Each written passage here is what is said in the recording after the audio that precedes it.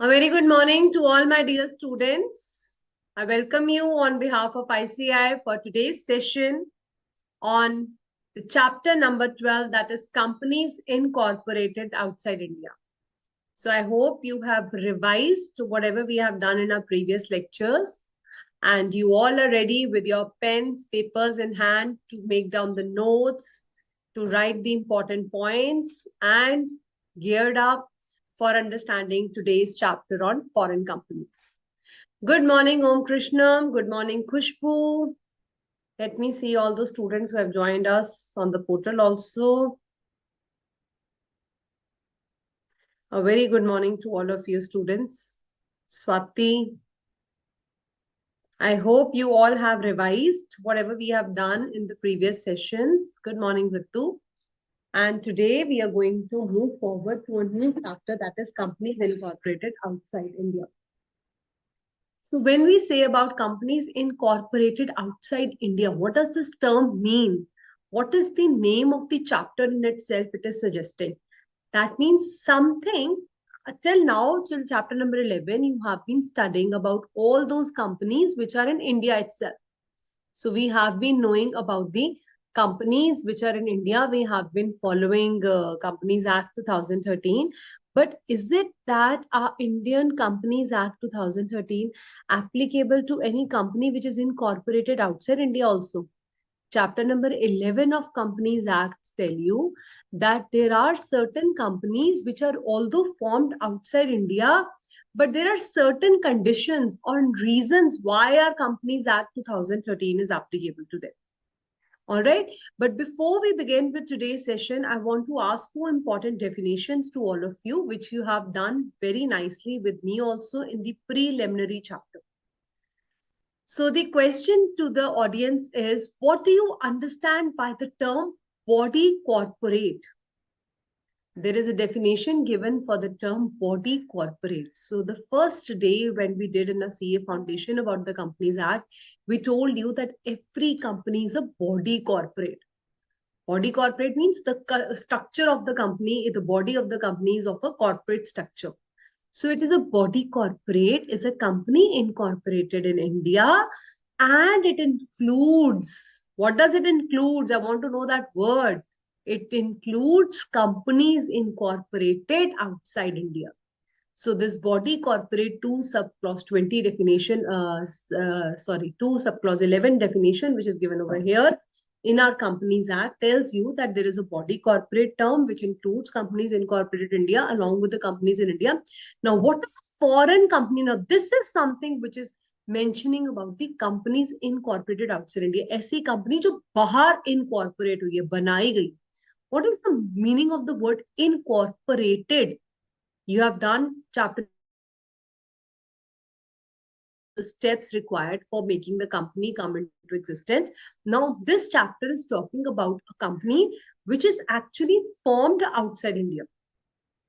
Now, why our Companies Act is applicable to it? Because if it is a foreign company. So the first part of the chapter number section 2, clause 42 tells you what is the foreign company. Now, if that company which is formed outside India has a place of business in India, bani to bahar hai, it is made outside India, but it is doing some business in India, then it becomes a foreign company. So there is a difference between the word body corporate, between the word company, which is an Indian company, and a foreign company. So Indian company and foreign company are the body corporate. But my question, second question to all of you is, can we say all the body corporates are foreign companies? I will repeat, all the Indian companies, a body corporate includes Indian company as well as foreign companies. But can we say all the foreign companies are body corporates? Yes, no, yes, no. So all your doubts will get clear with this chapter today. So if it is body corporate is company incorporated outside India. And if you don't have any place of business in India, then you are still a body corporate. But if you have a place of business in India, then you become a foreign company. So we cannot say that all the body corporates are foreign company. Body corporate is a larger term. It includes the companies which are formed in India, also the companies which are incorporated outside India. उन सबको body corporate कहते हैं. But ऐसी company which is incorporated outside India and has a place of business in India, that company becomes your foreign company. So how this chapter is divided, we have different sections related to this chapter. It's a very small chapter, children. Everybody is going to learn it by heart, because when we have, like I told you, deposits, tiniest chapter, you have to learn it by heart. Registration of charges, very small chapter, learn it by heart. Even auditors, we have done in 2 sessions the revision. It was very simple. If you have revised it, well done. Otherwise, just revise it and try to learn these chapters by heart, children, because you will say, ma'am, everything you keep telling us that you have to learn by heart. Yes, you have to, but when you have these short chapters in the mind, then you can draw your timetable in such a way that it becomes easy for you. That these are small chapters, I will take them, फटाफट से ये हो गया. Now I'm just left with the lengthy chapters revision, like prospectus, incorporation of companies. They are a little lengthier. But again, if you have done them in detail, they are very scory chapters. A lot of questions come from these chapters. So first of all, you should not leave any single chapter when you're preparing for your CA Intercompanies Law. Along with that, you have FEMA, LLP, and other acts also, corporate as well as other laws. So try to cover as much as possible. Now, why I'm saying you foreign company, you should not leave a single thing. At times when we are doing LLP or any other act, you feel like, okay, I have done so much syllabus, some things might get covered in the choice also. So if you have that kind of mindset and you're leaving some other chapters, say for example, if you find accounts of companies a little tough and you left that lengthy chapter, then you should not leave a single word in any other acts. Because children, anything can come in the exam. You might get a choice for covering the choice. If you are taking that call, that's okay. But at least such chapters like foreign companies, LLP, FEMA, which are very small chapters, and you're 100% sure the question is going to come from these chapters. So you should not leave these chapters, okay? So now 379, 380, 81, 387, and 89. Now these are all similar provisions which you have. Now why foreign company is very easy? Because it will be talking about the repetitive provisions. 380 will tell you the documents to be delivered. Same things that you have studied in the accounts of the companies, what kind of documents you were submitting over there, how the incorporation has to be done in chapter number 2. Same way, incorporation of the company which is forming an outside India company. Outside India, you're forming a company. That company has to submit certain documents to the ROC. We'll be learning about that in 380. How the accounts are to be handled. Although section 381 is given, but again, chapter number 9 and 10 are applicable to them also. Dating and registration of prospectus. What was the section of Prospectus under the Companies Act 2013 that you have done? Quickly tell me. Chapter number 3, as it is, prospectus details is applicable. So if you are a company incorporated outside India and you're going to invest your money in India, you're raising money from the Indian citizens, you need to issue a prospectus. So section 26, wonderful. Who is the first one to give the correct answer? Swati. Chapter number 3, you have written, I'm asking section. Okay, very good. Section number 26, provisions of the prospectus will also be applicable to the foreign companies. That will be covered in the section 387 and 380. So here the sections are different because these are the sections of foreign companies, but the content largely will be something which we have studied about. The only thing which is very new and little huge and wide and which is very important from the examination point of view is section 2, clause 42. That is the definition of foreign company. होता क्या है foreign company? And within this definition, case study based questions come to you. If examiner has to set up a paper and he has to give you 2 questions from foreign company, one will definitely from this section. So it is a very, very important section, section 2, clause 42. Let's start the definition of foreign company. Any company or body corporate. So you can circle this word. It does not allow me to use annotations. Otherwise, I would have circled it for all of you. So company or the word body corporate is very important because foreign company includes a body corporate. Why? Because body corporate incorporated outside India. So a company which is made outside India, let's assume it is made in USA. So you will say, ma'am, company is made in USA. How come our Companies Act 2013 is applicable to them? This is because the first condition, it says it has a place of business in India. So the company which is opened in USA, they have opened a branch office in Delhi. Although it is a company formed in USA, ABC LLC. So they are doing business outside India, limited liability company, but they are having a place of business in Delhi. Either they are having a place of business or through an agent. So I am not coming directly. I asked my agent to sit over there and do some work for me. Then also it will be considered that this ABC LLC is having a presence in India in Delhi office. So either you are physically present or you set up an office or your agent is working on behalf of you or it is through an electronic mode. Can you tell me which are the companies which are incorporated outside India but they are doing business in India through electronic modes? Can you think about that? Yes, like McDonald's is having a physical place of business. Khushbu, very good. Like KFC's, McDonald's, all these are having they're incorporated outside India, but they're having place of business in India. Very good. Electronic mode में कौन सी companies है? Nowadays, you have been surfing internet so much. So what is the companies which are having the presence through electronic modes? So all these Netflix, Hotstar, Google, okay, very nice, Om Krishna. Amazon, very nice. So all these companies which are having their electronic presence in India will be known as foreign company. Bani bahar hai, but they are doing business in India. Either physically present or through an agent or through electronic. All right. So Amazon is doing the business. If it is doing business to business, if Amazon is selling directly business stuff to business people over here, then it is also a connection of foreign company. If it is doing business to customers, means directly they are selling their products to the customers, then it is again a foreign company. Harley Davidson, your bikes, foreign things. Many companies you can think about, n number of companies which are incorporated outside India, but they're having a place of business in India. Microsoft is a very good example of a foreign company which is although incorporated outside India, but they have a place of business in India. So any company which is made outside India and has a place of business in India, either electronically or physically, then it is known as foreign company. Now, second condition, and it conducts any business activity in India. You have opened up an office in India, but you're not doing any business activity, then you're not a foreign company. And is very important, this condition is mandatory that you are conducting a business activity in India. Now, what is the meaning of this line, having a place of India? Ma'am, do I really need to have a place of business in India to conduct a business activity?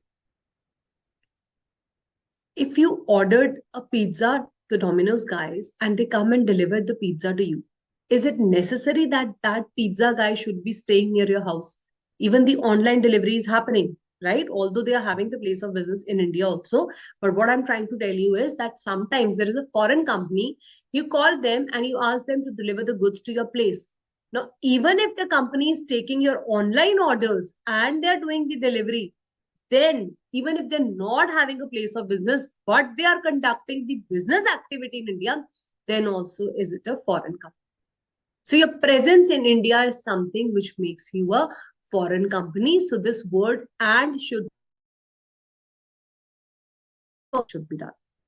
So when you study about interpretation of statutes, there you will be learning about the doctrine of exceptional construction. These kind of words come up over there.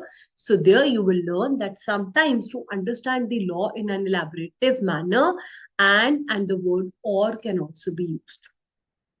All right. So either you're having physical presence in India or you're doing any kind of business activity in India, then you become a foreign company. Now, according to Companies Rules 2014, a lot of meaning is given to the word electronic mode. Electronic mode includes 5 important services, including but not limited to. It says carrying out electronically your business activities in India. Like I told you, Netflix. You'll not get to see any physical place of India for Netflix, but electronically they are through data transmission, they are transferring their data to India. Your National Geographical Channel, when you study with me in FEMA, I'll tell you how we have our transponders who are taking out the material over there and we are making certain kind of payment. Although Forex again has a separate application to these kind of things. But again, then what services that they're giving to India will be considered on the basis of that a foreign company. So whether the main server is installed in India or not. Now, this line is very, very important. Please mark it very, very important. Whether the main server, what is the meaning of main server? I am Netflix office. I am giving you services in India from US. Or I have my main server in Delhi office and I'm giving you services through that Delhi office. Now, whether this server is installed in India or it is not installed in India, that is not a matter of concern. What is the matter of concern is these 5 items. If you are doing these 5 items in any of the electronical way, then you become a foreign company. What is the first item? That is business to business transactions. So if you're doing business to business transaction, means one business is selling their goods to another business to sell them further to the customer, then you are a foreign company. If you're doing the transaction directly to the consumers, I told you Amazon is directly sending to the consumers, you're ordering online things and you're directly getting the delivery of the goods at your home, then it is business to customer transactions. Data interchange or digital supply transaction. What is the meaning of digital supply transactions? Again, your Hotstar TV channels, that everything is coming. That is a digital supply transactions which are happening. Now, second is, so first is business to business, B2B, B2C transactions, data interchange, any kind of data interchange is happening. So if I ask you, there is a company, ABC, which is incorporated outside India, and it is supplying digital transactions like Netflix or Hotstar to India. But their main server is installed in USA only. Will you call it a foreign company or not?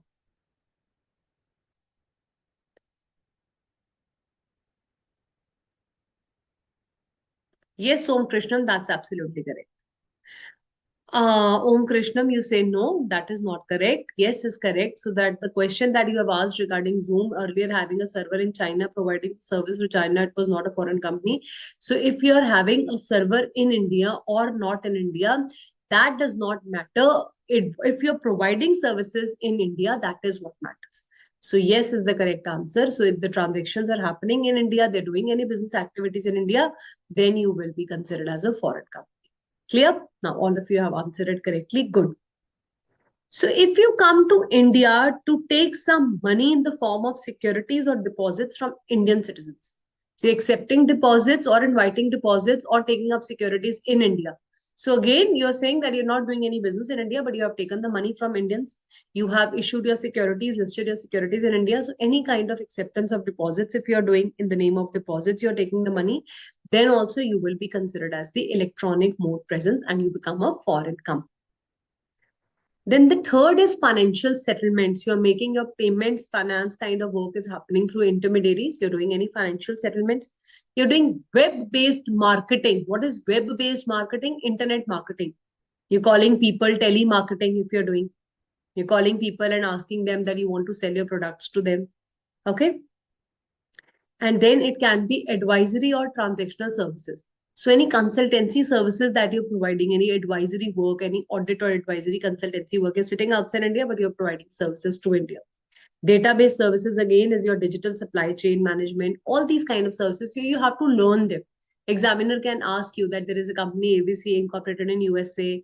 They're providing supply chain management. Is it a foreign company? Yes, ma'am, it is a foreign company. They're providing advisory and transactional services. Yes, ma'am, it is a foreign company. If I'm just providing financial settlements, my server is outside India. Will I be considered as foreign company? Yes, ma'am. If you're providing financial settlements, you will be considered as foreign company, whether or your main server is in India or not. All right, that is not that's why he's going to ask you a question related to this, because this is the only tricky point, that whether your main server is in India or not in India. So it does not matter if you're carrying on electronically any activity, B2B, B2C, data interchange, digital supply, acceptance of deposits, financial settlements, then web-based marketing, then you will be considered as foreign company. What are the other online services? Another online services like telemarketing.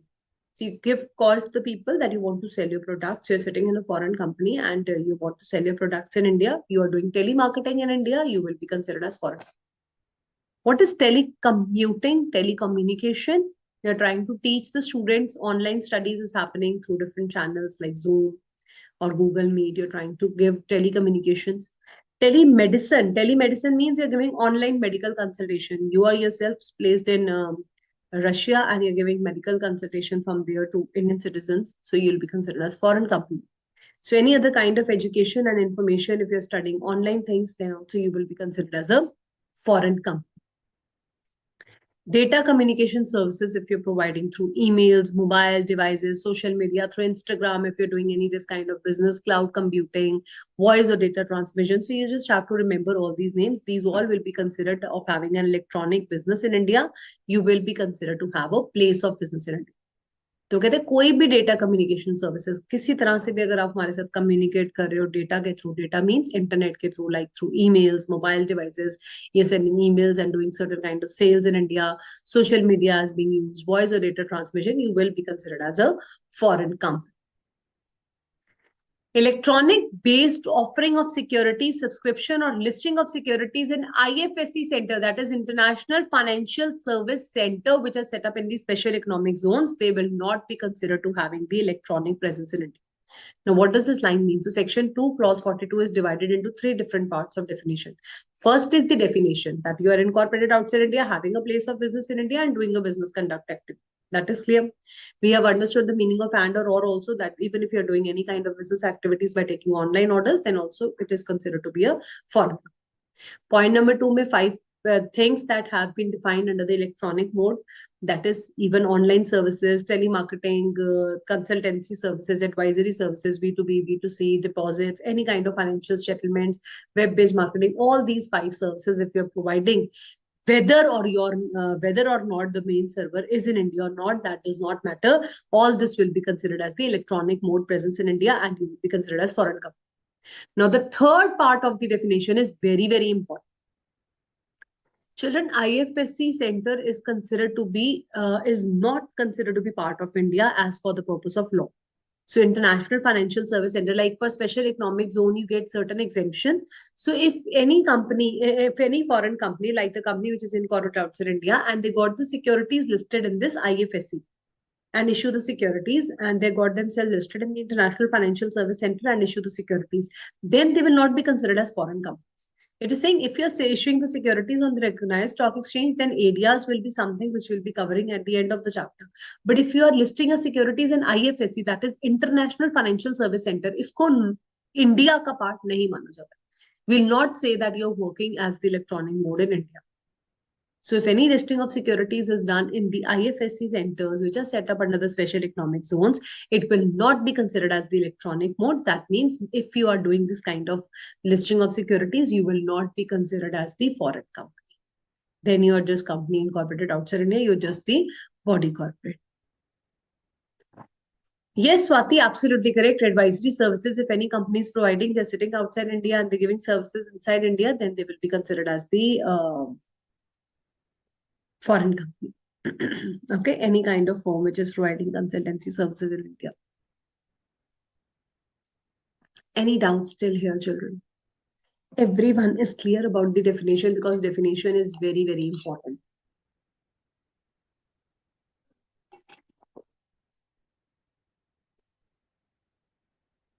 All right, no doubts.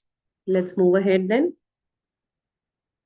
Section 2, clause 42 is over. We have done the definitions. D. Archana, can you share the Zoom ID because we have joined the class? So D. Archana, you can send your queries in the admin query pad also. And if you want to join the class, you can join the link which has been shared online with all of you. Okay. All right. So now section 379, what is section 379 telling you? Any doubts still here? Anyone has any? Okay, Swati and Om Krishnam has written, no doubts, ma'am. Wonderful.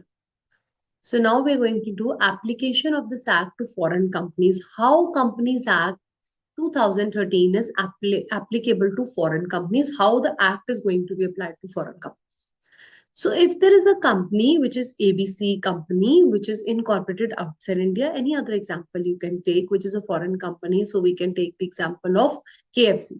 So it is incorporated outside India and they're having a place of business in India, then it is a foreign company. But if the paid up share capital of that company, at least 50% of the paid up share capital of the company, including the equity as well as preference, a company which is incorporated outside India, but the 50% of the share capital is held by one or more citizens of India, or by the body corporates which are made incorporated in India, or either by the citizens or one of the more body corporates. So let's assume that the 50% of the share capital of KFC is held by Mr. A, who is an Indian citizen, or it is 30% is held by Mr. A and 25% is held by a company, which is Tata Motors, say, for example, which is in India.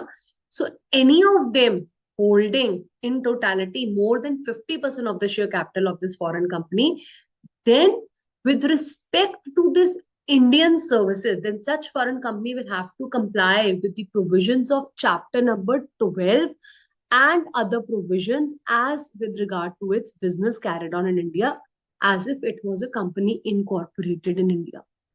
That means with regard to that Indian business, you will be treated as an Indian company and you will have to do the compliance of all the section of Companies Act 2013. It will be assumed as if you're a company incorporated outside India. Where have we come?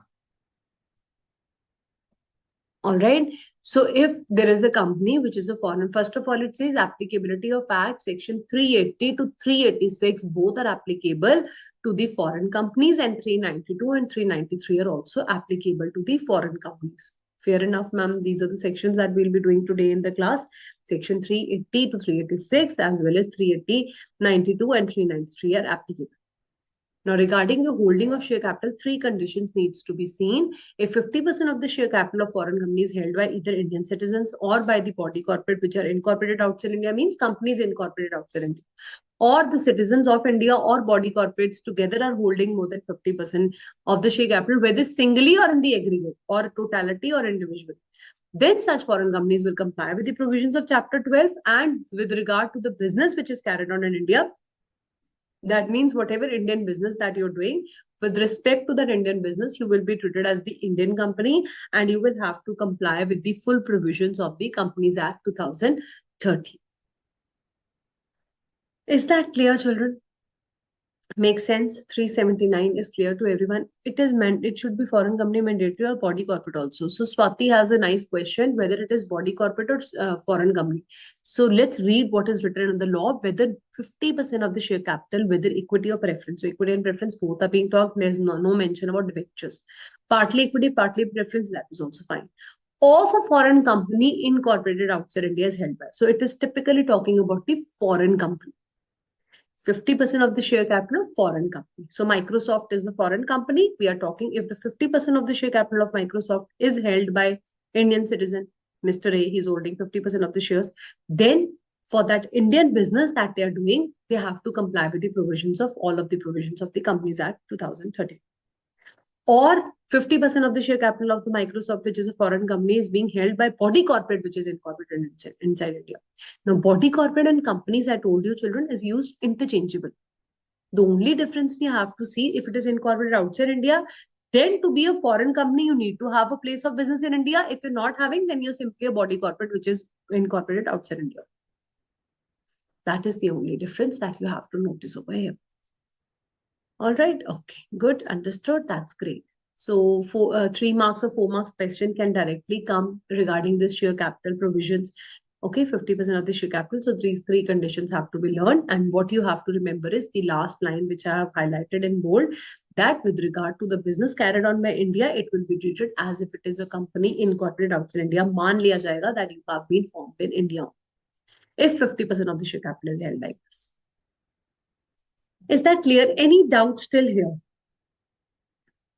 Now, if there is a company which is although incorporated outside India, but they're having all their business decisions and meetings in India, will it be considered as a foreign company? If I am a company which is incorporated outside India and I'm having all my board of directors and shareholders meetings, I'm just coming over here, I'm sitting in the Cafe Coffee Day in Saket Mall, I'm sitting at the Starbucks in Delhi, and we're having all the business meetings. Will I become a foreign company just because I'm having business meetings in India? Tell me. Tell me if there is any foreign company which is incorporated outside India. Although Gucci that you're mentioning, they're having a presence in India, so it is anyways a foreign company. But if I am a company which was made outside India, XYZ company, but I don't have any place of business in India, but we just come to India for having business meetings. Anushka and Om Krishnam, excellent. No, ma'am, we don't become a foreign company. Good, Khushbu, Ritu, Swati, very good, all of you. Because place of business is important to be in India. Not just that you're sitting over here and having a cup of coffee and chit chat with the people over there. You're just having the business meeting. That's why you become a foreign company. No, you mandatorily need to have the place of business in India. Then only you become the foreign company. But are you a body corporate? Will you be considered as a body corporate? Next question. Yes, ma'am. Any company incorporated outside India or inside India is a body corporate. Very good. Excellent. Very nice. Now, Section 380 tells you what are the documents to be delivered to the registrar by foreign companies. What all documents we required to submit to the registrar. So when we were incorporating a company inside India, then that time also we were delivering certain documents, remember, to the ROC. Similarly, when you make a foreign company, then Section 380. So how we have to learn this chapter? First, we have done the definition. 379 was very simple. Those three conditions you have to remember. Then for the Indian part of the business, you will be considered as if you are an Indian company and you will have to comply with the provisions of the Companies Act. Now, third topic we are doing is Section 380. What are the documents required to be submitted with your ROC? So first, this half slide of the half table on the left-hand side, 7 documents, the list of 7 documents we have to remember. What is the list of 7 documents? Let's do it quickly. Certified copy of the charters, statutes of memorandums and articles. So when you incorporated a company in India, what are the documents that we need to submit with the ROC? MOA, AOA, prospectus, remember? What is MOA? MOA is the charter of the company, memorandum of association, which tells about how the company is incorporated, what is the name clause, object clause, associate clause. इसी तरह से when foreign company is made, they also have their charter document. Like we have MOA, AOA for us in Indian companies, they also have their MOAs and AOAs. What does AOA tells us? It's your revision, children. You have to answer me. What does AOA tells us? MOA tells you the charter of the company. I told you name clause, object clause, business laws, all these details. No business laws, it's object clause, which tells you what kind of business that you're doing in the company. And what does AOA tells you? Very good. Internal rules and regulations. Doctrine of constructive notice. Anyone who is dealing with a company is assumed to have read the MOA and AOA. That's why we have to get them registered with the ROC. If they're registered with the ROC, they're kept open at the MCA website. Anyone who is dealing with a company is bound to read these, and so that they have awareness about what the company's business is in. Okay, good. Swati, Ritu, Khushbu, very nice answers given by all of you. So these are the MOA and AO of Indian companies. Similarly, a foreign company within 30 days of having the place of business in India. So कितने दिनों में ROC के पास जाना है? Now this is a company XYZ. They were incorporated in 1st January 2025, 2023, and they started their place of business in India on 8th January. So from 8th January, within 30 days have to be counted. The day when you have the place of business in India, not from the 1st January you'll be counting your 30 days from 8th January when you have established a place of business in India. Then within 30 days, you need to submit these 7 documents with ROC.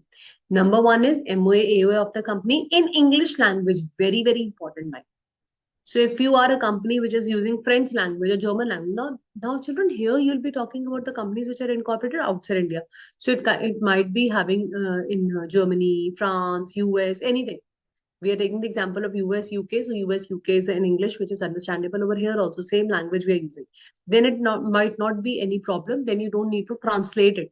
But if it is in French language, then it is not easy for a ROC people to go read. Everyone will not be knowing this language. So we need the English translation certified copies. Now, MOA and AOA will be converted into English language. We also need someone to certify that this is correct. ROC will not sit over there and read that the translation has been happened correctly or not. They are not that free. So they want a certified copy. Someone has to certify it. So proper person who is aware about these languages will give a certification that, okay, they have converted it nicely and it is the correct review of the MOA, AOA of the company, which is made outside India. All right, so certified copy of the translation into English language has to be given. Full address of the registered office. So the office is formed in Germany. So whatever is the full address, you have to give that. List of the directors and secretary. Who are the list of who are the directors, the names, address, and of the directors, secretary, all those people who are working with the company. All their full addresses have to be given because your company, which is made outside India, now you're having a place of business in India. At least ROC should know who are the people associated with these companies. Now, fourth is very, very interesting. Name, address, or names or addresses of one or more person who is a resident in India. Person who is resident in India, authorized to accept on behalf of company any notice or documents to be served. Now see children, you are a company which has opened up its registered office in USA, you are a company incorporated outside India, and you have a place of business in India, say for example in Delhi or in Bombay, any other place of business in India you are having operating in Bombay. So first of all, with which ROC you need to file these documents? If you have opened up the office in Mumbai, do we need to file? I told you every state have their own ROCs. With which ROC these documents needs to be filed? Maharashtra ROC, Swati, are you right? Check your books. That means you have not revised properly. All the documentation of the foreign company has to be done with the Delhi ROC. No Bhumika, not the ROC. Yes, Swati, now you're correct. With the ROC of New Delhi. So, jahan pe bhi aap foreign companies, you're opening a place of business in India, you always have to get yourself registered with New Delhi ROC. This is the mandatory requirement of foreign companies, that you have to file your documents with the New Delhi ROC. Now, and within how many days? Within 30 days. Now, what is the list of documents? MOA, AOE, you have understood, name and address of the registered office and name and address of the directors and secretary of the company. Now, what is this fourth point? Now, if I have to send, you have done any kind of violation or the department needs to send you any notice or any other documents to be delivered, it is very difficult to go to USA or filing the documents to USA every time or sending them internationally. So we need certain authorized representative who is representing on your behalf. Any notice and other documents can be served to them. So name and address, who is the authorized representative? कौन act करेगा इस foreign company के behalf पे? You cannot go to the USA to deliver the documents all the time. You need somebody who is operating in India, any authorized person who will be receiving the notices and documents which are to be served to the company. And that authorized person shall be a person resident in India. So the person resident in India who is the authorized person, his name has to be given to the ROC so that all the notices and documents can be served to the company by delivering it to this authorized representative. Full address of principal place of business in India. Now, principal place of business can be in India or you're having a branch office. If you're having a principal place of business in India, then its full address has to be given. First one was the address of the registered office, the USA office address that you're having. List of directors and secretary, the person who is to be given the notices and documents, and now you're giving the full address of the principal place of business in India. Opening and closing of the place of business in India on earlier occasions. So earlier you were having your businesses in Guwahati, Assam, Ludhiana, in Punjab, in Chandigarh, in New Delhi. Now you have closed your business in Chandigarh. Business that you have opened, the list of places of business has to be given along with these documents to the ROC. That earlier we were having a presence in 5 different states. Now we're just having a presence in 3 different states, or maybe we have increased to 10 different states. All right. Declaration have to be given that none of the directors or the authorized representative have been convicted or debarred from forming the company and management in India or abroad. So you should not be a director who has been put behind bars. You should not have been convicted or you should not have been debarred from formation of companies. So such kind of declaration has to be given that these directors have been working in their full faith and with honesty. Clear हो गया 7 documents कौन से MOA AOA of the company, that is the charter of the company, full address of the registered office address, list of directors and secretary, authorized representative. Who is the authorized representative, children? The person to whom the notices and documents will be served for the company, and the full address of the principal place of business where you're having your principal place of business in India, and the opening and closing of these businesses in India. And at the last, your declaration has to be given. The directors have not been convicted, means they were not put into jail regarding formation of companies or management of the companies. Is that clear? 7 documents under section 380 needs to be submitted by the foreign company. Other points, any document which the foreign company to deliver to the registrar, you have to deliver it to the registrar having jurisdiction over New Delhi. So I've already made you write it down that where you have to submit these documents, you have to submit it with the New Delhi ROC. Okay. If any foreign company ceases to have business in India, now what happened? These are the other points that you have to remember. The information has to be given in form FC1. So after the break, I'm going to show you 2 different forms, FC1 and FC2.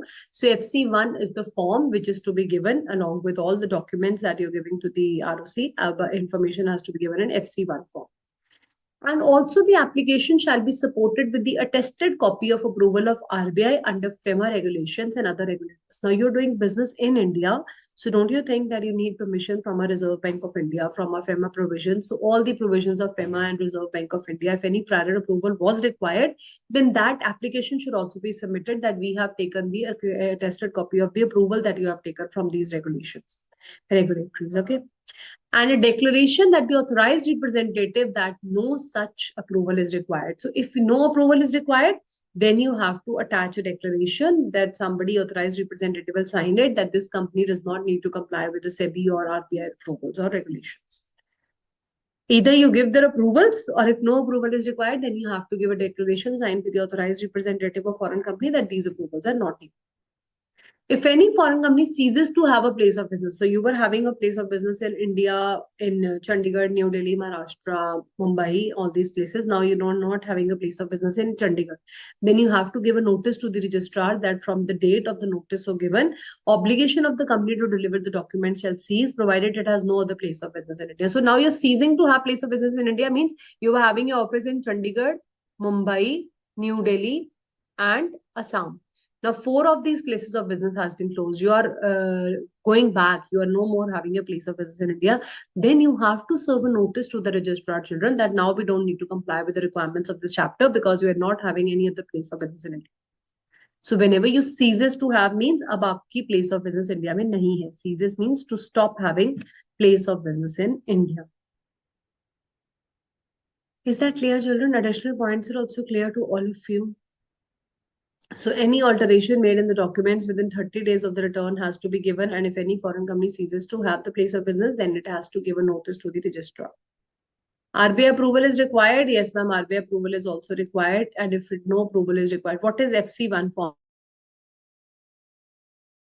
So this is the form, Khushbu, in which you have to give all the details about the documentation that you're filing with the ROC. So all these documents that we have studied under this provision, 7 documents, they all have to be given in the form FC1. So I will be showing you the form FC1 in a while. Okay. Any doubts till here, children? Any doubts? Anyone wants to ask something? You can raise your hands and you can ask if you want to ask something.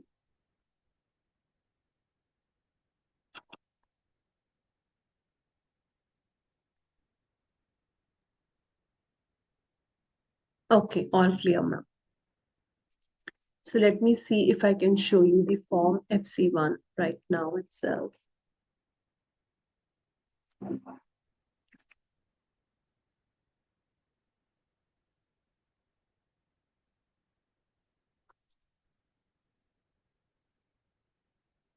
Okay.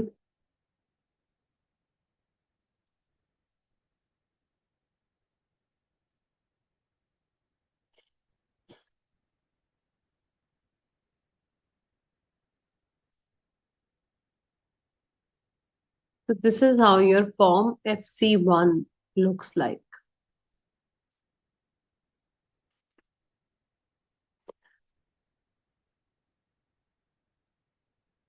So it has all the details. Let me just enlarge it for all of you. So form FC1, Rule 6, 17 and 18 are covered. Intimation to the central government of the foreign contribution. You're part of Foreign Contributions Act, you don't have to refer to this. So simply what all applications you have to give, the name of the recipient, date of birth, name of the father or spouse, all these details have to be given by the foreign contributors who are opening up a company in India, and details of the relatives if they're giving any kind of gifts. And apart from the gifts, any intimation about the foreign contribution details have to be given like this. Now, this is your name and address of the person from whom you have received it, who is the authorized representative in India. All these details have to be given. All right. So this is your FC1 form, which you all have to. Yes, we will be seeing FC2 also. So when we'll do the topic of FC2, then I will show you FC2 form also. Okay, so just go through all these documents which are required to be filed with the ROC and Section 379. Let's take a small break here and then we continue further.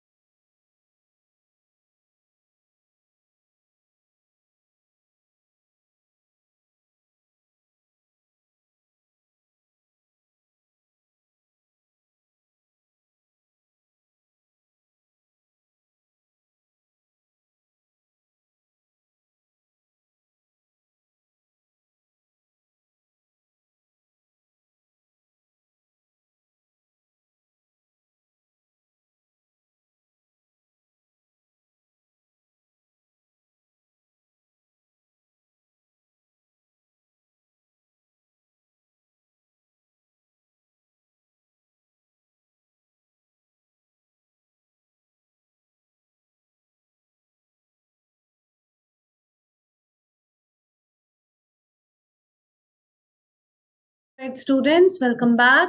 Let's move further to this chapter. So I hope no doubts till section number 380. Now we're going to start with section number 381.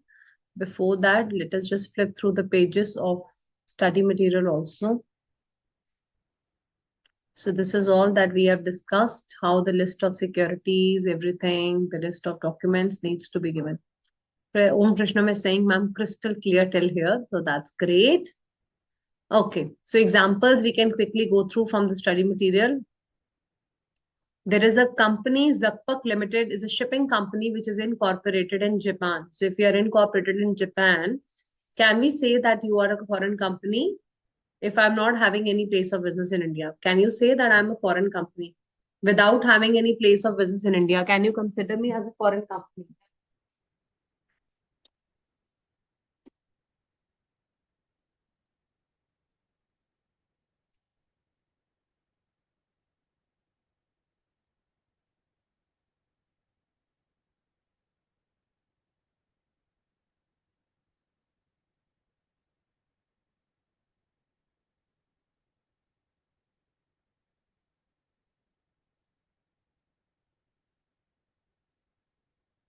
My voice is audible to all of you now.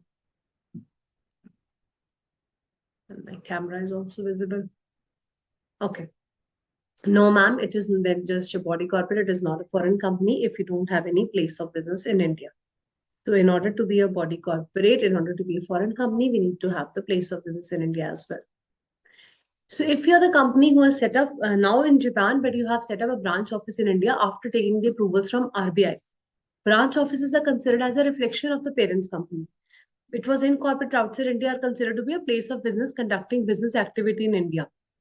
Now it says if you are having a branch office in India, if it was just incorporated outside India, can you say that you're having a business activity in India? Then you need to comply with the provisions. So I already told you the word and or has to be read carefully. Even if you're incorporated outside India, but you're having any business activity in India, then you have to comply with the provisions of all this act. All right. Let us see example number 4. Also, the shareholding has been given of MR Company LLC. What is the meaning of LLC? Limited Liability Corporation incorporated in Dubai. So there is a company, MR Company, MRMGF incorporated in Dubai and having a place of business in India. Hinduja Company Limited, Indian companies holding 26% its shareholding and other body corporate Indian companies holding 25% shares and remaining holding is with the citizens of Dubai. So how many of the holdings, 26 plus 25? Kitna ho gaya beta? It is 51% of the holding of the company, foreign company is being held up by company incorporated in India. So what provisions will be applicable? Section 379 will apply. Now this company will have to comply with the provisions of chapter number 12 for with respect to the company which is incorporated in India, and also it has to comply with the requirements of the provisions of this act as if it was a business carried on or having a place of business in India. For the place of business in India, it will be considered as the company which is incorporated in India. All right. Have you understood, children? Example number 4 is very important. Straight away, these kind of questions can come in the exam for 4 marks, and 4 marks are in your pocket if you write the answer beautifully in the same way that they have told you. Now, this is regarding your documentation. Let us see any example over here. FC1 form, I've already shown you the FC1 form also. So, Search and Find PTE Limited incorporated in Singapore. Now, this company is formed in Singapore and the company sells its goods through electronic mode on e-commerce platforms in India. However, it does not have any branch office in India. Is the company required to submit under section 380? What will you write, children? So first you will have to give the definition that yes, as per section 2 clause 42, baki sections agar na bhi yaad ho na is chapter ke, at least the definition of the foreign company section is very, very important. So these are the kinds of question examiner is going to ask you. It is asking whether you're required to submit the documents. It is not asking what are the documents to be submitted. There can be a second part of the question, that is what are the documents to be submitted. Then you will write those 7 documents which we have just discussed in a just 5 minutes, 3 minutes back that we have discussed. But as of now, he's just asking you whether Search and Find Pte is a foreign company or not. So yes, it is a foreign company. Why? Because any company incorporated outside India having a place of business in India, whether through agent or physically mode, and conducts any business activity will be considered as foreign company. First, you'll write the provisions of the case. Then you will use facts of the case that this company is having a branch office in India. Okay. Sorry, it is not having any branch office in India, but it is operating through electronic mode. So it is very well covered under the definition. Therefore, it is conducting through electronic mode. It will be considered as foreign company. And since it is a foreign company, yes, ma'am, it is required to submit the documents under 380. And what are those documents? My students are going to tell me the 7 list. Fatapat say, what are those 7 documents? MOA, AOA, charter of the company, declaration that directors are not convicted, authorized representative का name and address of the secretaries, directors of the company, principal place of office address of the registered office, all 7 documents. All right, now let's move to the accounts of the foreign companies. The way you have been maintaining the accounts under chapter number 9, 10 of Companies Act, similarly, accounts of foreign companies have to be maintained. So every company will make a balance sheet and profit and loss account of their financial statements and will deliver a copy of these documents to the ROC.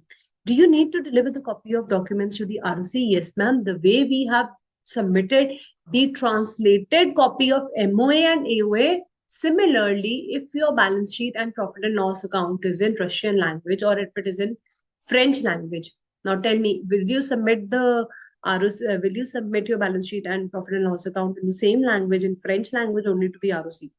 Are you expecting French ROC to learn all these languages, Russian, French, and German, just because you're a foreign company? No. So you have to, if it is not in English, English is fine. English is a worldwide language that we are considering in India as well. But if it is not in English, then it shall be translated into English and you have to get it certified. Who shall certify these documents? We'll be explaining you in a while. Certification has to be done. Any document in India has to be certified by an advocate or attorney of High Court. And if the document is outside India, then I will tell you the list of documents who has to certify it. So certification is very, very important. Certification means if you're having a photocopy of anything you have done, so you get it self-attested or certification, that means now this thing is a true picture of whatever we have given of the original document. Therefore, you have to take a certified copy has to be given of the translation that these documents which were prepared in French, we have converted them into English language and we are submitting it. Okay. So whatever financials, balance sheet, and the list of the place of business of companies, wherever they are having their businesses, that list also has to be submitted. ROC will be given the updated list. If there is any change in the list of documents, list of places that you have opened the business, that list also has to be given.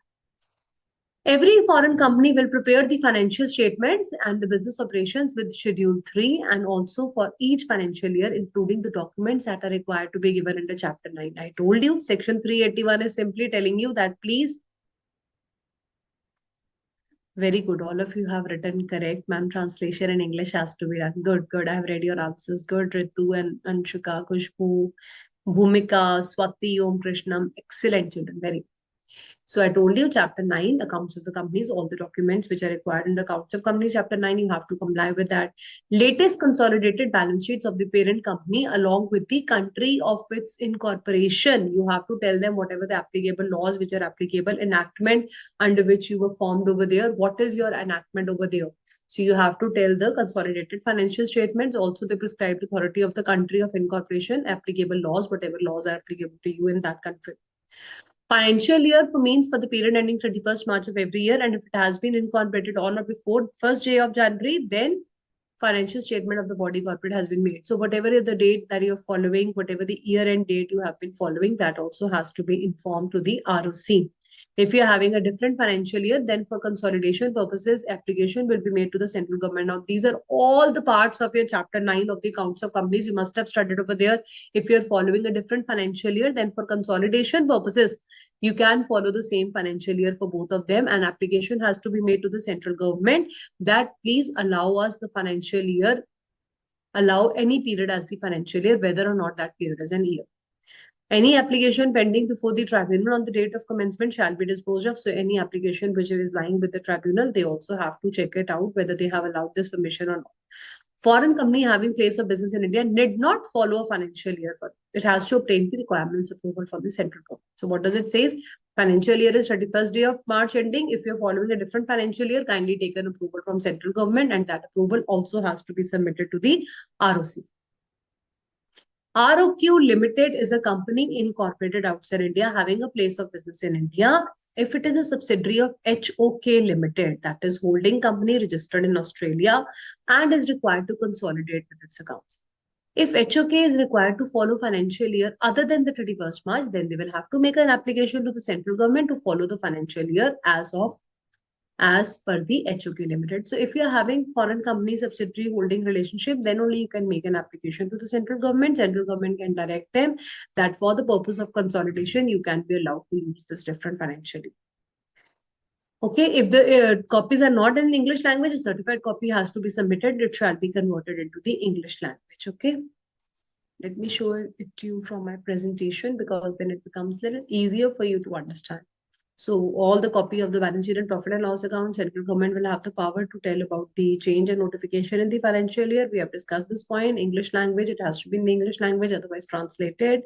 Above documents are to be sent to the registrar along with the list of the businesses established by the foreign company in India in form FC3.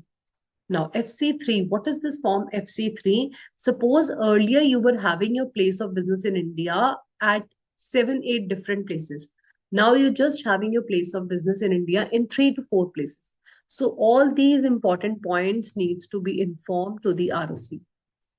I'm going to show you FC3 form. We have already seen FC1 form. So this is your from the website portal instruction kit for e-filing of FC3 form annual accounts along with the list of principal place of business established by the foreign company. So these are the place of businesses that you have to refer. So first of all, the laws governing these forms, instructions to be given, and what are the important points. So here it is going to tell you section 381. See, this is what we are doing, children. Section 381 is clearly mentioned in this.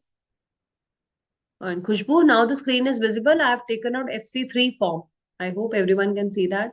So FC3 is required to be filed as per section 381 and rules 456 of the company's registration of foreign company rules. And every foreign company will make the balance sheet, deliver a copy of it to the registrar. And if it is not in English language, convert it. All these points which are given under 381 and the rules are written over here. Chapter and the provisions of chapter 9 of the Companies Act is applicable. Every foreign company along with the financial statements shall give the related party transaction. This is what I'm going to teach you now. So all these related party transaction, repatriation, everything has to be included. This is how your FC2 form looks like, FC3 forms looks like. So basically FC3 is used for filing of all the list of places. If any place of business has been changed, that also needs to be informed to the ROC. Is that clear, children? Accounts of foreign companies clear? Now let's move to a very important point. Foreign company will prepare the financial statements as per Schedule 3. I told you balance sheet and profit and loss account translated copies have to be used. The documents shall be according to the chapter number 9. Documents related to consolidated financial statements also we have studied. You have to tell them about which country your holding and subsidiary company has been incorporated. Now, every company along with the financial statements, so first 5-6 points are related to the financial statements. After filing the financial statements, there shall be 3 attachments which have to be given along with the copy of the financial statement. Number 1, statement of related party transactions. So you have done in the definition who is a relative, who is a related party. If your company is having any kind of transactions with such related parties, with the directors or the relatives or the KMPs, then the statement has to be given. These are the related party transactions that also have to be informed to the registrar. Second is your statement of repatriation of profits. Repatriation means taking something out of India, repatriating. You have come to India, so you were a company, Mike Limited, formed in Japan. You formed that place of business in Delhi. Now you have earned certain amount of profit. So you are taking your profit, transferring your own company's money outside India. You're taking it back to Japan. That is repatriation of profits. And a statement of transfer of funds. So now what is the difference between point number 2 and point number 3? You are repatriating your profits and again you're transferring the funds. Repatriation of profits means you have earned the money in India and now you're taking back your own money back to your house outside India. Okay. So you're repatriating outside India. But transfer means that you have earned the money in India and now you're giving dividend to your shareholders outside India. So remittance is the word which is used for taking any money outside India, and repatriation is for the money which you have earned in India, you're taking it outside India. So repatriation is always of the profits, and transfer of the funds means including your dividends that you're paying. So transferring of the funds means whatever you have earned in India, you are distributing in the way of dividends to the outsiders. The company is not taking its own money. If the company is taking its own money back home, that is repatriation. Company is not taking its money to its home. It is distributing it as dividends to the shareholders. That is transfer of funds. So repatriation of profits, statement of transfer of funds, statement of related party transactions, the three very important documents which every foreign company has to file with the ROC along with the financial statements. Now, these above documents shall be filed with the ROC within a period of 6 months from the end of the financial year, from the close of the financial year which the foreign companies are following. So if foreign company is following 31st March, then within 6 months from that time period. If they're following 31st December, whatever the financial year of the foreign company to which these documents relate, within 6 months from the close of financial year, these documents have to be filed with the ROC. Can we extend this period of filing the documents? Tell me, by how long this period can be extended? So there was a company, Mike Limited, formed in Japan, having a place of business in Delhi, and they failed to file the period within 6 months from the close of financial year. Can any extension can be given to them for filing of these documents? Can any extension be given to them? Yes, ma'am, extension can be given, but shall not exceed more than 3 months. So the time period can be extended up till 3 months. So the registrar, if for any reason application made in writing, extend the same period. If they have given certain reasons that maybe there were some issues, or during COVID days, they were not able to step out of the house, or there is a war kind of conditions, whatever can be the reasons. Okay, so whatever reasons they have given justified in writing, then a 3 months period extension can be given. Audit of the books of accounts. Now, chapter number 10, audit and auditors and rules shall also apply mutatis mutandis to the foreign company. Again, foreign company is also required to appoint an auditor, rotation of the auditors, statutory auditors, internal auditors, how the government auditors are appointed, how the auditors are then government companies are appointed.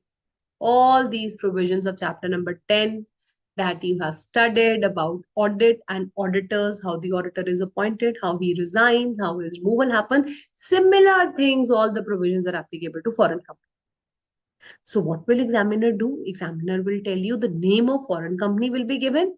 He will ask you whether it is having a place of business in India, company incorporated outside India. Is it a foreign company? You will say yes, as per the definition of section 2, clause 42. They have appointed Mr. X as the auditor. What will be the role of the appointment of auditor of Mr. X? What will you write in that? You will go back to chapter number 10, whatever you have studied with me over there, appointment of the auditor, all those rules and regulations have to be written. So don't start searching for this answer in this chapter, chapter in your study material.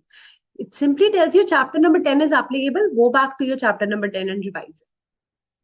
So I told you foreign company is very easy if you have done all of the chapters of Companies Act nicely. Chapter number 3, as it is applicable, ho jayega prospectus wala. Chapter number 9, accounts of companies, as it is applicable. Chapter number 10, audit and auditors, they're writing in front of you. See, provisions of chapter 10 are applicable mutatis mutandis. Mutatis mutandis means as it is applicable to the foreign company, the way it was applicable to the Indian company.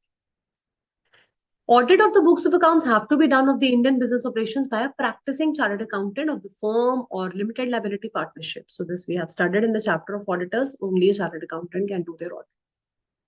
Now, what is FC4 form? FC1 was your filing of the documents. FC3, we have just seen list of place of the business changes that you're doing. FC4 form is for the annual return. Does foreign company need to prepare an annual return? Annual return means once for the whole year you have prepared a return. So yes, foreign company shall prepare and file an annual return in form FC4 within a period of 60 days from the date of its financial year to containing to the close of the financial year. So within a period of 60 days, within 60 days, that is 31st May, you need to submit an annual return. In what form? That is form number FC4 has to be submitted within 60 days from the close of financial year. Is there any extension for this filing of annual return? Is there any extension? Within 60 days, you have to submit. Is there any extension of this? Yes, ma'am, no, ma'am, or why? What? No, ma'am, there is no extension. It has to be submitted within 60 days from the last date of this financial year. Where was the extension? Extension was for the documents of the financial statements that you are submitting within a period of 6 months. They can be extended up to 3 months, but there is no extension of filing the annual return. Annual return has to be submitted within a period of 60 days from the close of the financial. Is that clear, children, all of you?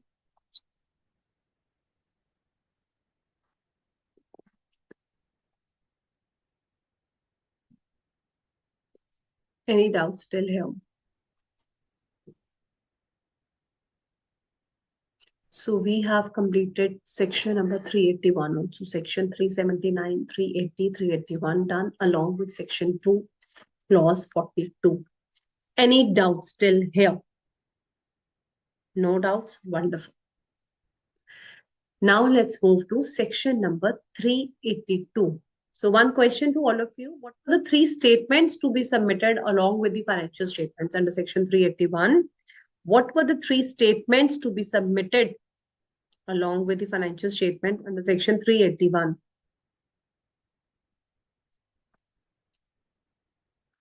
Statement of repatriation of profits, very good. Statement of related party transactions and statement of transfer of funds, including dividend, means whatever company is not keeping their funds to themselves, they are distributing it from the form of dividend, that also has to be informed. Very good, Kavita, Swati, Om Krishnam, Bhumika, Ritu, all of you, well done, children. Wonderful answers being given by all of you. Okay. Now, the next topic is display of name, etc. of foreign companies, section number 382. What is section 382 trying to tell you? 382 tells you that if you're a foreign company, then you need to display your name. Exhibit your name means you have to display your name on all the offices wherever you're working. Company's office, outside the company's office, and on all the company's documents, the company's name, country of incorporation, liability of the members is limited or unlimited. Everything has to be written on the business letters, bill head, letterheads, and all the notices. The name of the company has to be written. The company name of foreign company and the country in which it is incorporated, and whether the liability of the members is limited or unlimited. All these details shall be mentioned.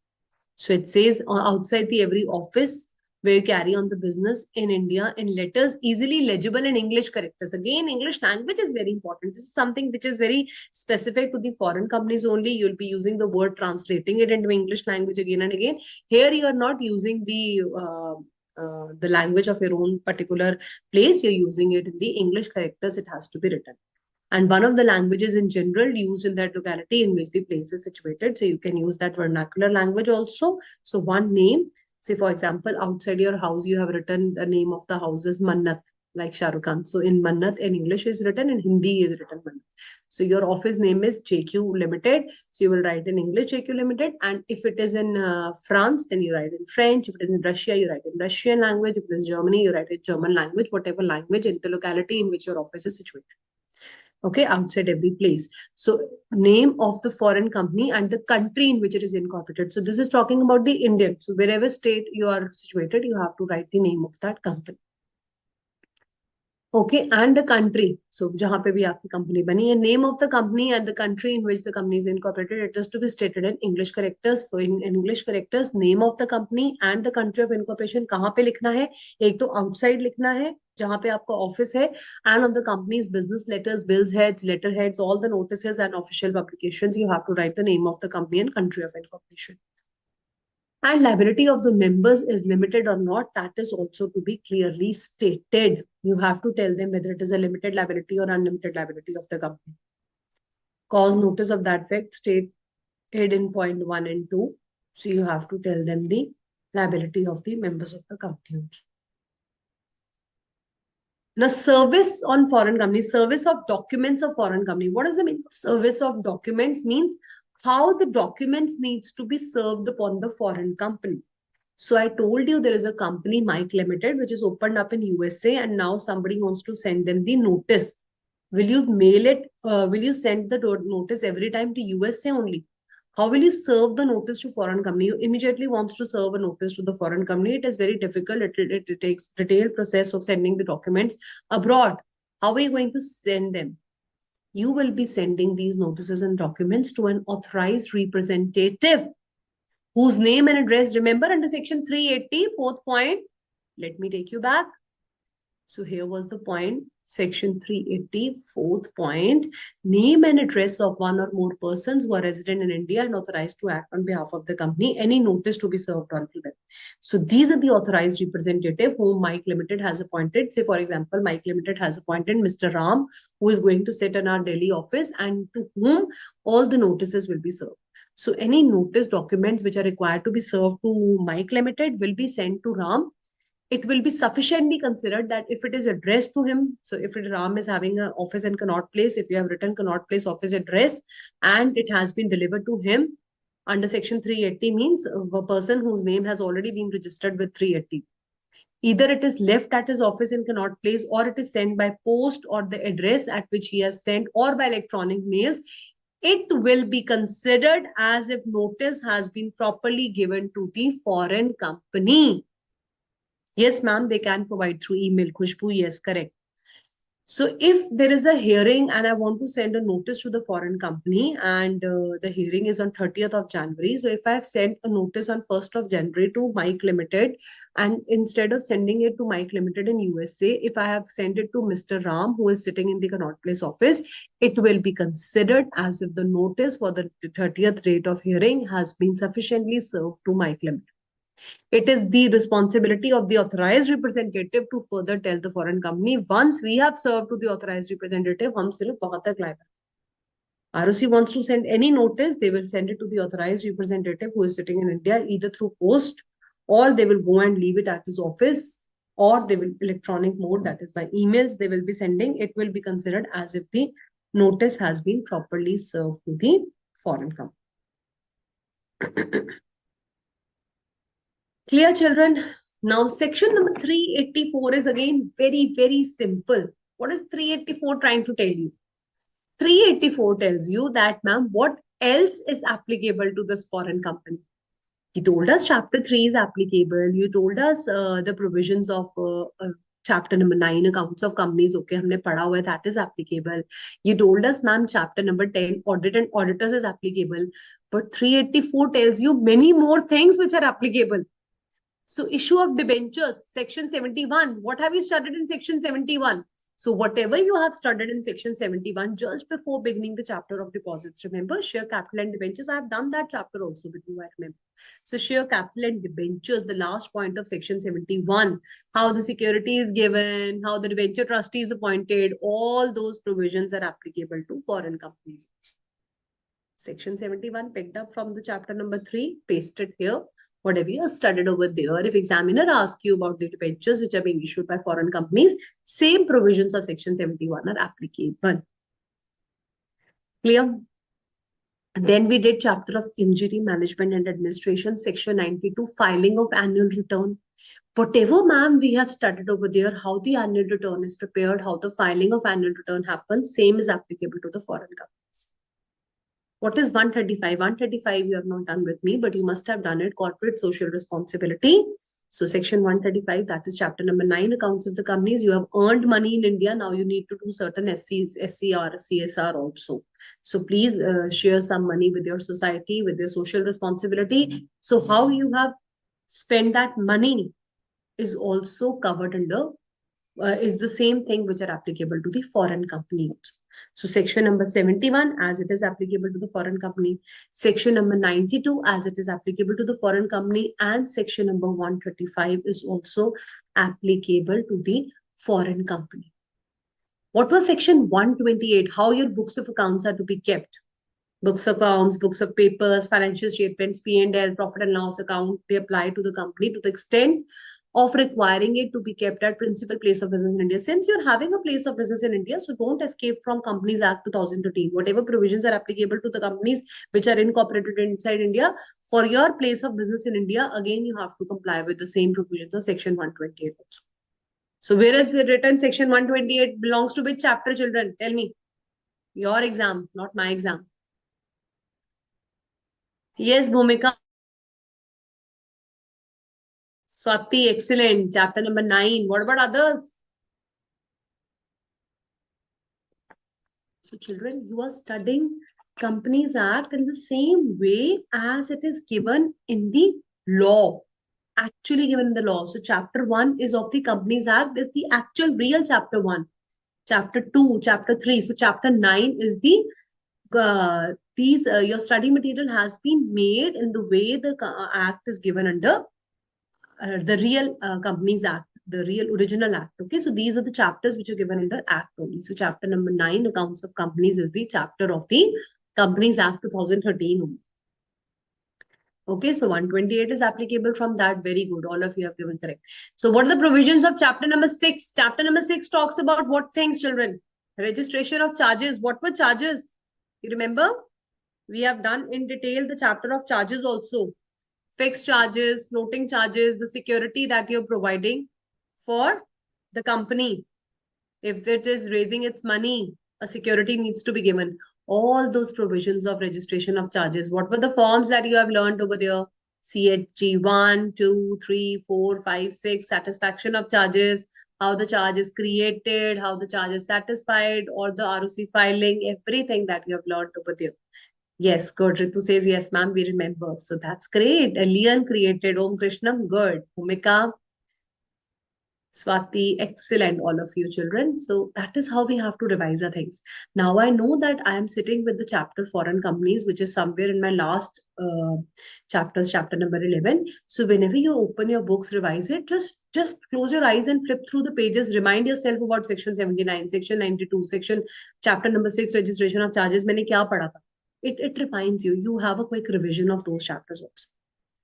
And the last is provisions of chapter number 14, inspection, inquiry, and investigation shall also apply for the Indian business of foreign company as they apply to the company incorporated in India. So this chapter number 14 is not part of your syllabus in CA Inter. That is something that you might study in CA Final.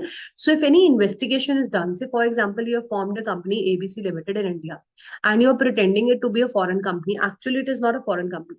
Then investigation can happen under against you. Then all these investigations, audit provisions, which are given under chapter number 14, the way they apply to Indian company, they will also become applicable to the foreign company.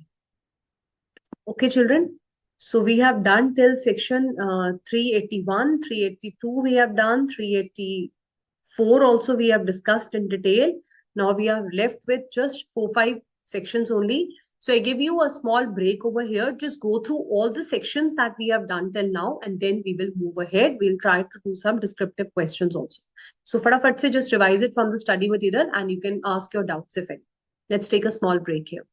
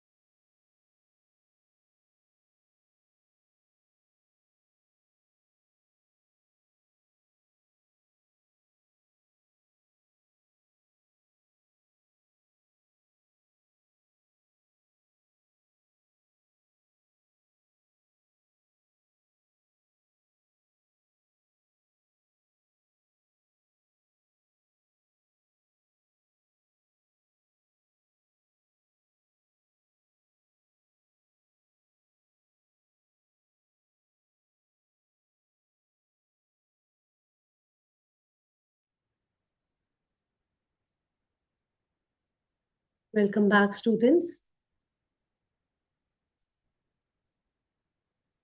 Let us quickly go through the study material also for the sections that we have covered so far. So I cannot see any of the doubts. So we'll move ahead to section number 386.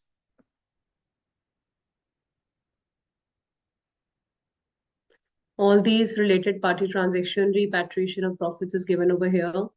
So Mukesh and Jordan LLC is a foreign company and is required to file the financial statement within 6 months of the close of financial year. Can we extend the time period, children, for filing the financial statements? You have already answered me earlier also. Yes, ma'am. Up till 3 months, we can extend this time period. And within how many days the annual return needs to be filed?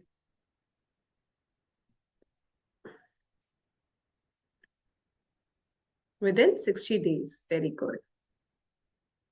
So they need to submit these additional documents. However, where the central government has exempted any company from the submission, then these documents as specified will be submitted.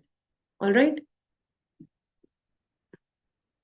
Another application you were making to the central government where you were following a different financial year.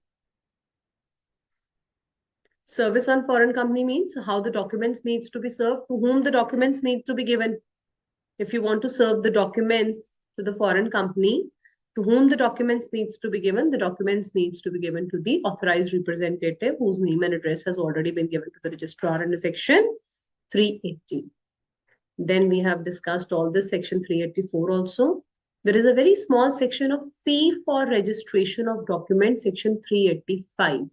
So while you are getting all these documents registered with the registrar, you need to pay a certain fees. It says they shall be paid to the registrar for registering the documents, such fees as may be prescribed. Now, what is the fees? They have not prescribed the fees.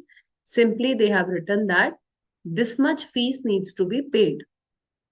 The fees to be paid relating to foreign company shall be as provided as per the company's rules, registration of foreign company rules. So what is the fee? Section 385 mentions about the fees, but the fees has not been written over here. You need to refer to the rules for referring to the fees. Not a very important section, but yes, it's part of syllabus, so we should read it. Now, interpretation section 386 is very important and very interesting. It says we are using these words interchangeably. Certified, director, who, what is the meaning of certified? So certified means true and correct copy of the certificate has to be given. For example, you have to give your PAN copy to someone. So you have taken the photocopy of the PAN. Now someone needs to certify it that this is the true and correct copy of your PAN.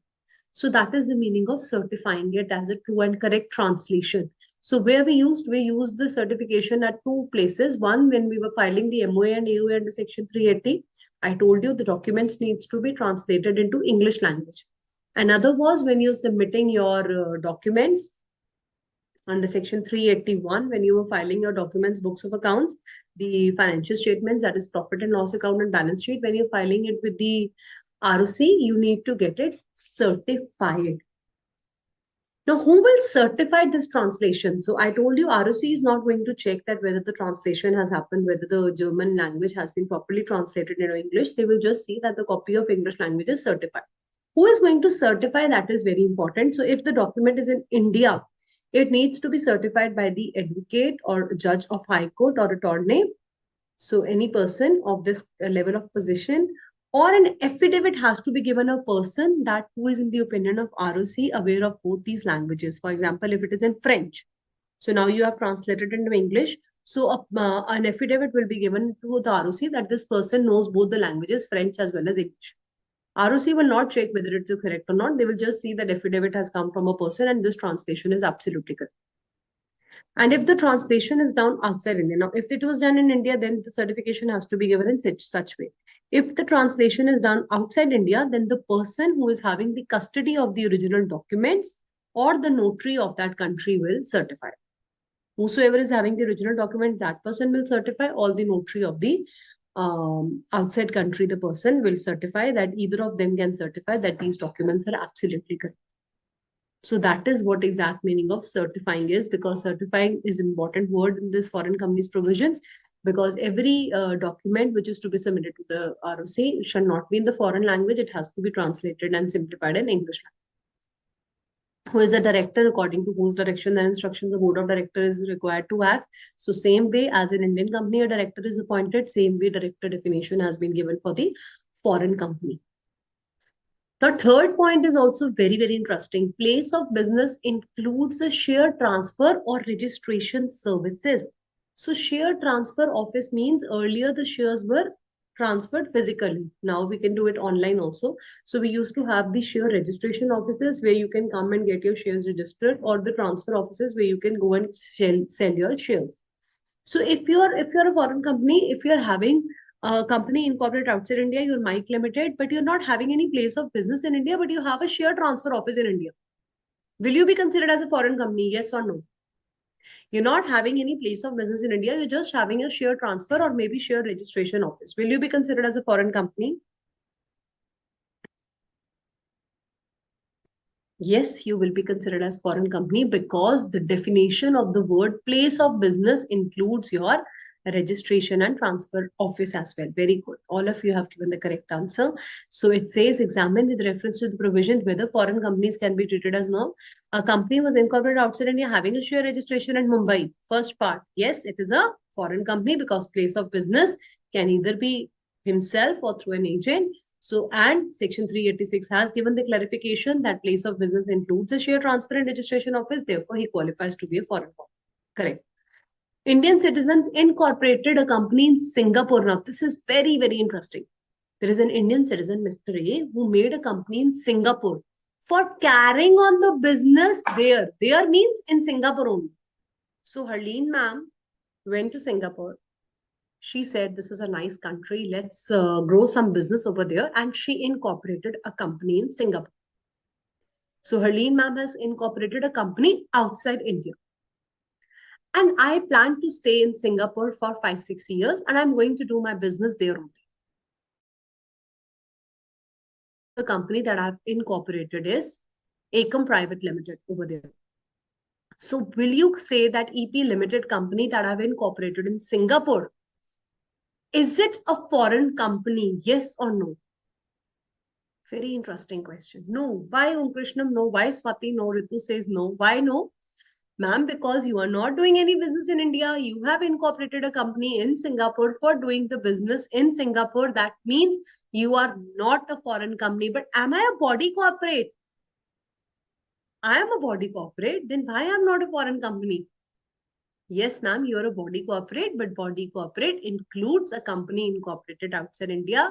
In order to be a foreign company, you need to have a place of business in India. So very sorry, you're not having any place of business in India. You're doing business in Singapore only. Even if you are an Indian citizen, you went outside abroad, you opened a company there, it is not a foreign company unless and until you have a place of business in India, either by yourself, or through an agent or electronic modes, that is Netflix, Hotstar, all these are foreign companies which are doing electronic mode business in India, and if you're conducting any business activity in India.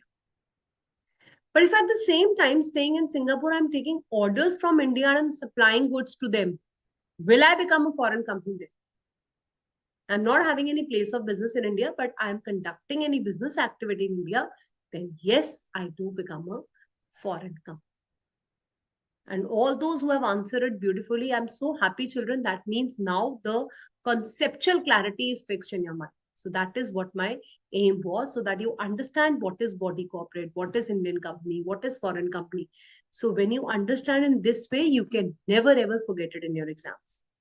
Okay, so well done. Nicely answered, all of you. You can read down the answer also here. The place of business, kahan gaya? Singapore wala. Haan. So if you're a company incorporated in Singapore, you're carrying the business in Singapore, it will not fall in the definition of foreign company because it is incorporated outside India. It is immaterial whether you're an Indian citizen. You have to have a place of business and you must conduct business activity. Then only you'll be considered as a foreign company. And if you're having a share registration office in India, then you will be considered as foreign. Place of business can be either own or through agent. We have discussed about this. All these points are the definition of the foreign company.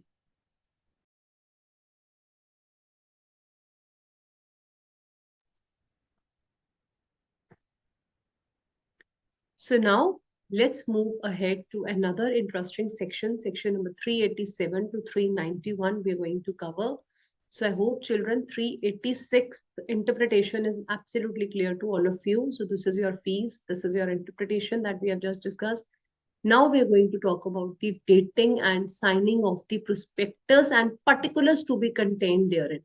So which was the section that we have done in Indian company? Section number 26.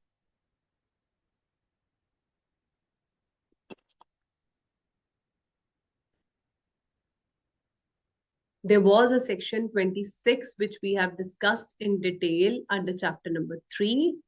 Now we are going to discuss section number 387, which is similar section as of section 26 of the Companies Act, which tells you that if any company wants to raise money in India, it says you are a foreign company and you want to raise you are a company, you have incorporated a company outside India, but you want to raise money from India. You are issuing your securities in India. Then whenever you are issuing your securities, you need to issue a prospectus. Now, all those points of prospectus, say for example, ABC LLC of USA, they want to raise money from India. So they will need to issue a prospectus. And once you need to raise your issue of securities, you're issuing a prospectus, section 387 will become applicable. So what will be the provisions of prospectus?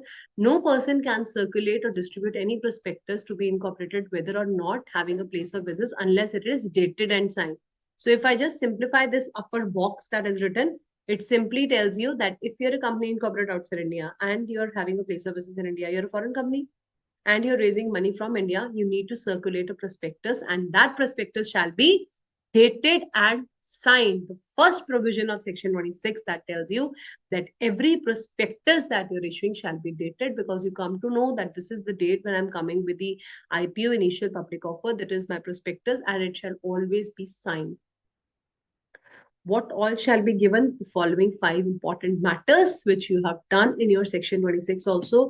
These 5 important points shall be contained in the prospectus.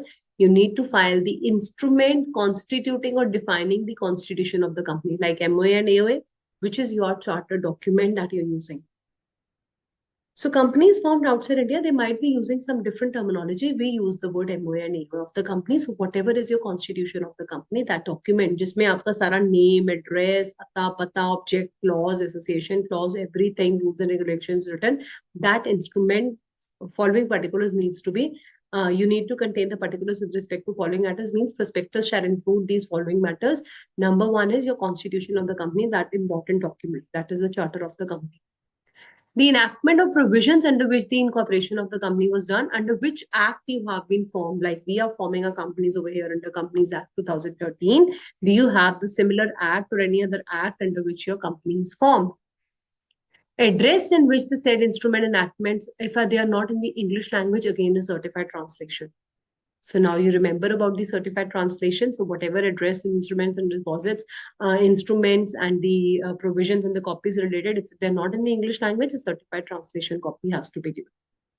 The date on which and the country in which the company was incorporated. So on which date you were incorporated in that country, and whether the company has established a place of India, and then yes, then what is the address?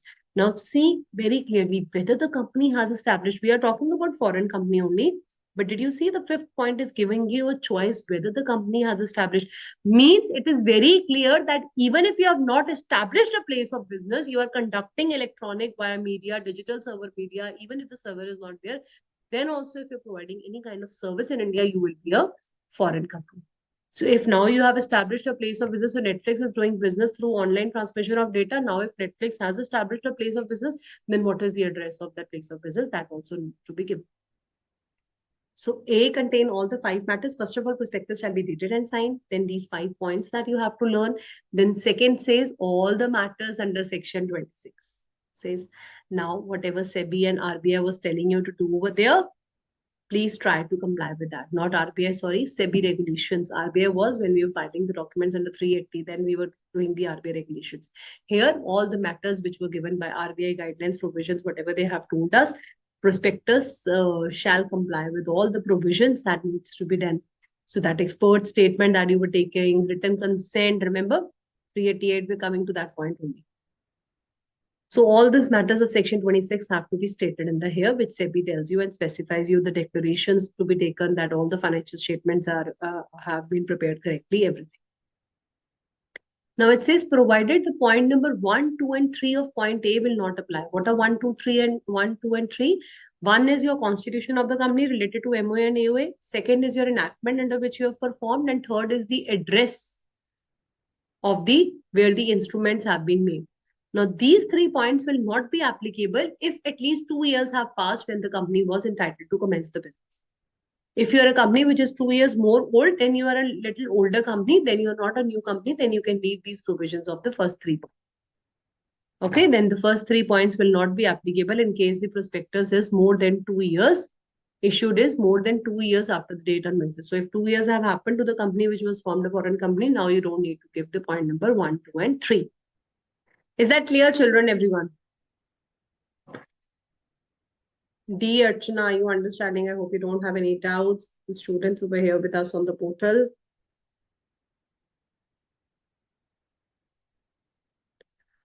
Okay.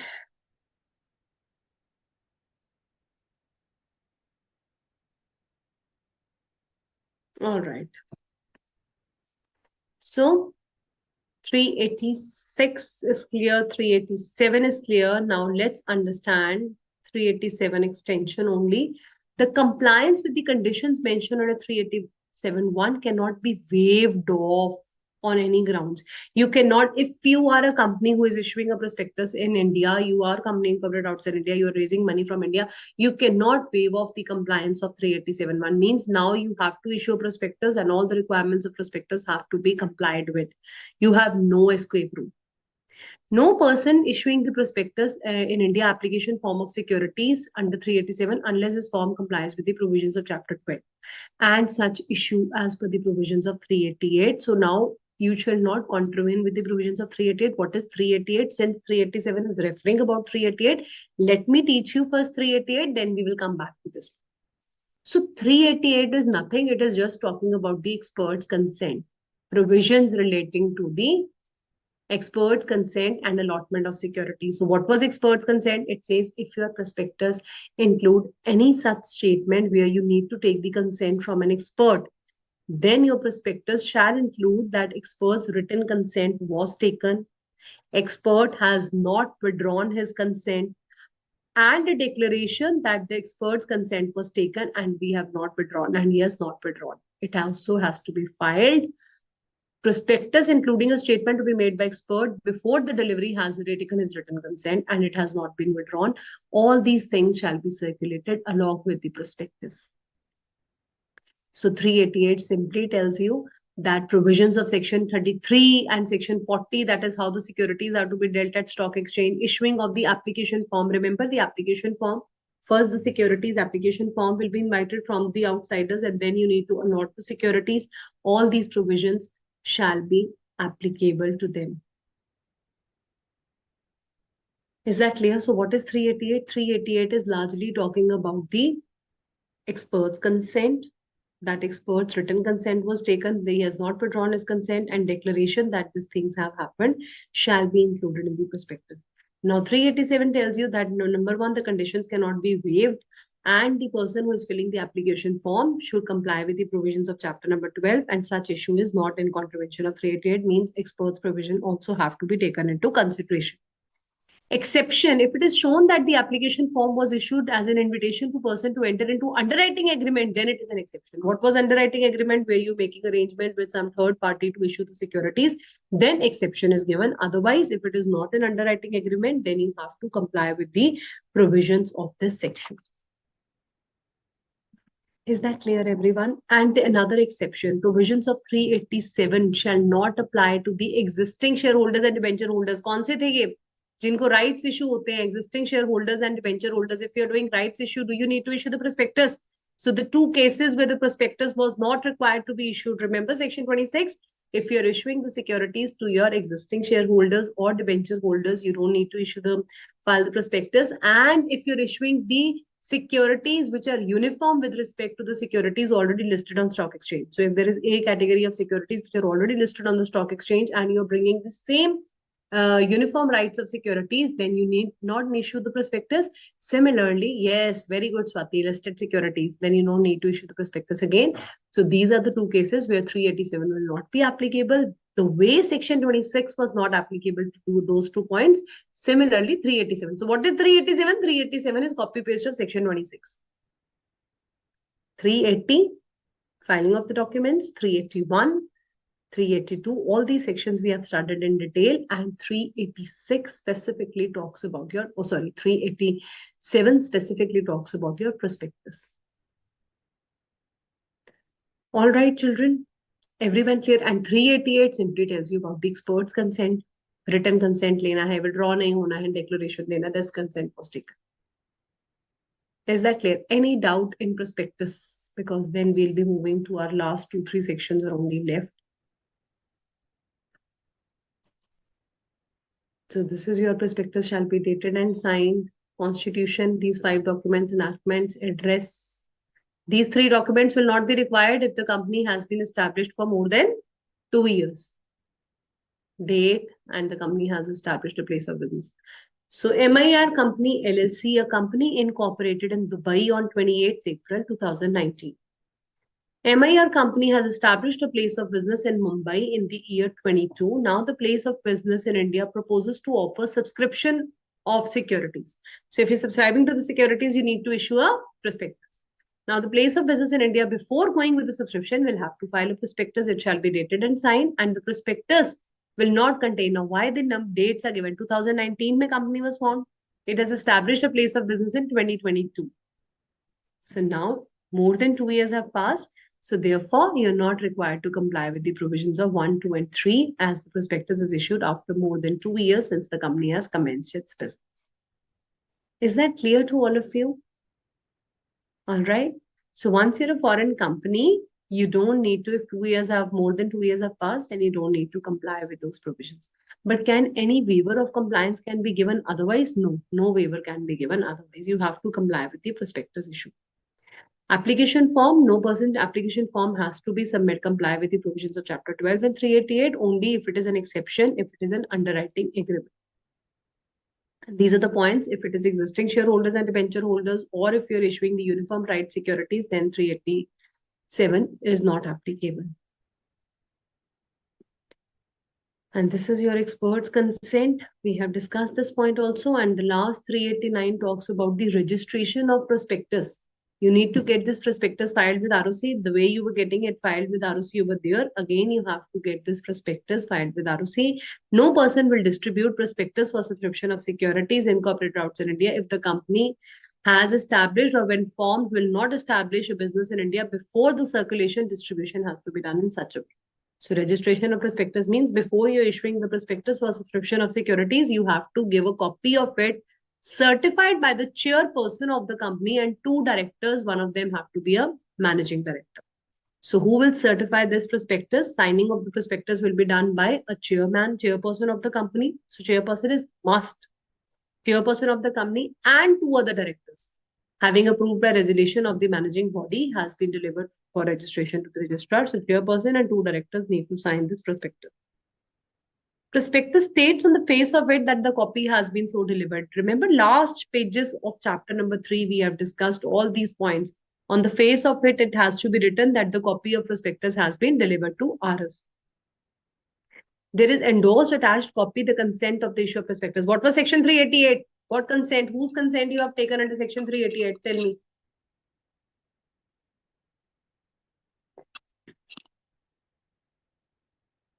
Whose consent was taken under section 388, children? Expert's consent, written consent, not withdrawn, declaration to the effect of that has to be filed with the RS.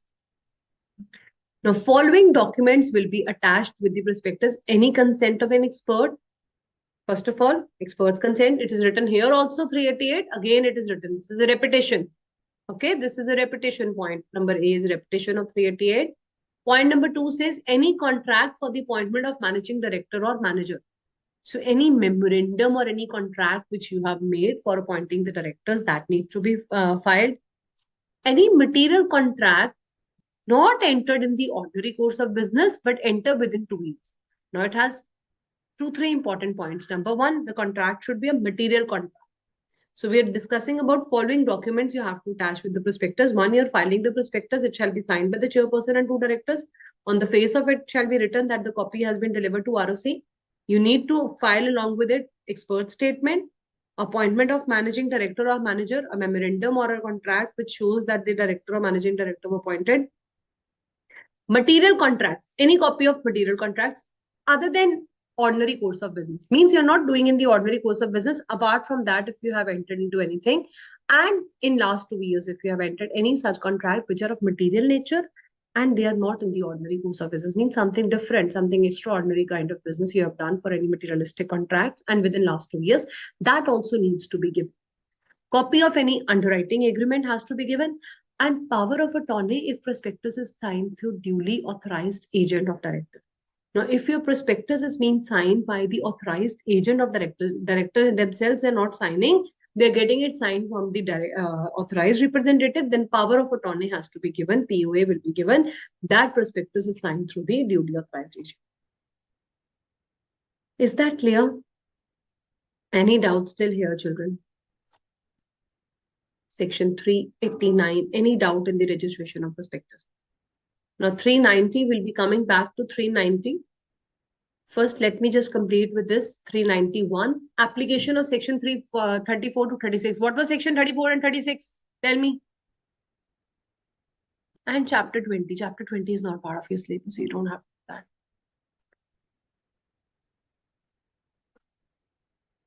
(391) says section 34 to 36 will become applicable. What was section 34 to 36, children? Misstatement of prospectus. Where are you lost? Misstatement of prospectus means criminal liability for misstatement.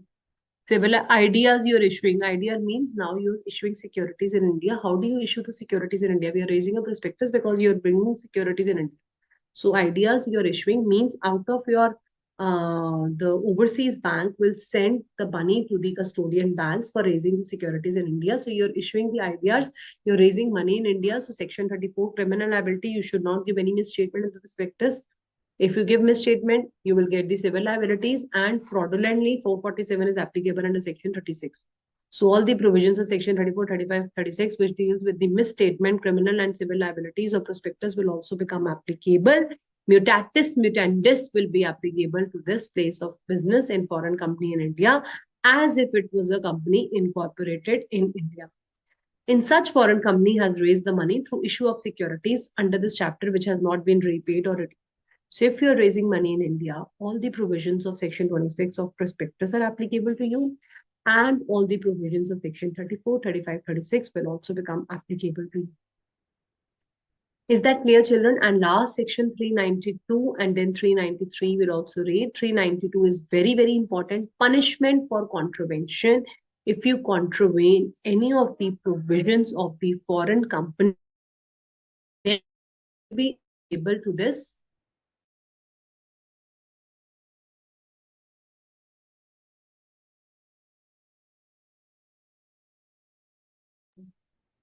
Yes, children. 387 we have already done. 388 we have done. This is your registration process. This is how beautifully it has been explained in this colorful way. You can refer to this. Signing of delivery of prospectus, documents to be given. These are the 5 documents which we have just discussed. So I've broken down into points so that you can easily refer over here.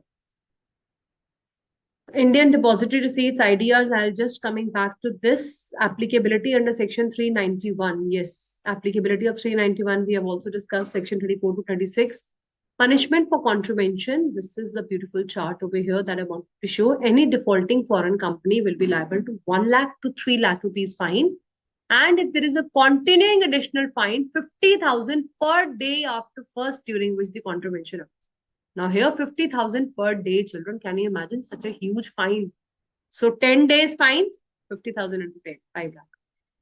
So एक दिन का 50,000 per day fine है for the continuing default of the foreign company. So 1 lakh to 3 lakh maximum, and after that 50,000 for each day during which, because you're earning money in huge money, you're making money, you're incorporated outside India, you're earning in dollars. So a huge amount of penalty can be charged, 50,000 per day. Now, this is the only section where defaulting officer in default is liable to a very higher penalty, that is 25,000 to rupees 5. So maximum penalty of officer in default will be 5 lakh if you're contravening in any of the provisions of the sections of the foreign companies. Then maximum fine that can come up to you is rupees 5 lakhs. For a foreign company, it is 1 to 3 lakhs. For the officer in default, it is 25,000 to rupees 5 lakh rupees. And what is the additional fine? Rupees 50,000 for every day during which the default got. Is that clear, everyone? 393 says companies' failure to comply with the provisions not affecting the validity of a contract. Now, this section, children, simply tells you that if foreign company is dealing with you, then actions can be taken for any contract it is entering into the transactions with the company. Its liability to be sued in respect of that.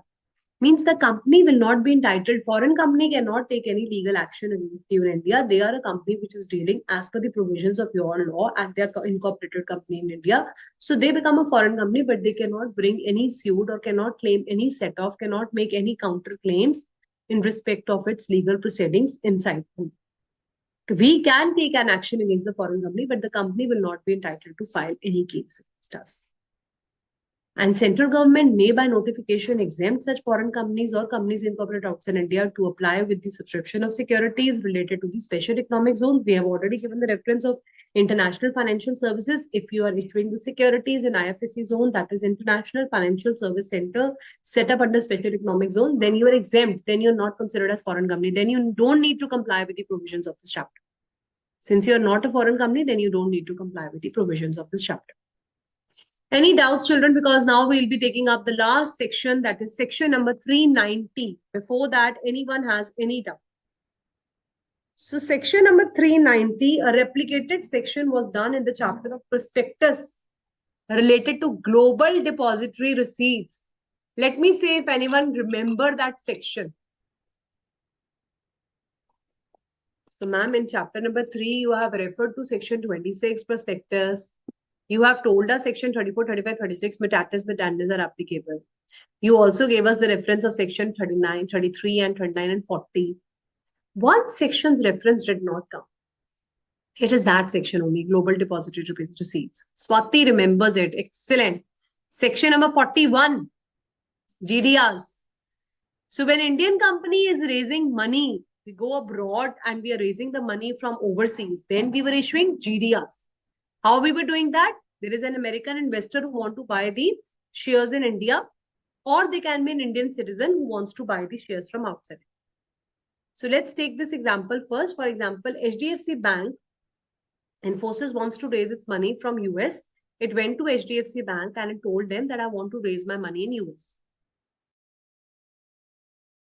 Dealing, it will be one custodian bank in India, that is HDFC Bank that we have taken. It will go and get a dealing done with the domestic overseas bank over there. So global overseas bank for us, he is an overseas bank. So there will be ABC Overseas Bank to whom HDFC Bank will say that I now have the custody of the shares of Infosys. I am giving it to you. You can issue the securities over there. Okay.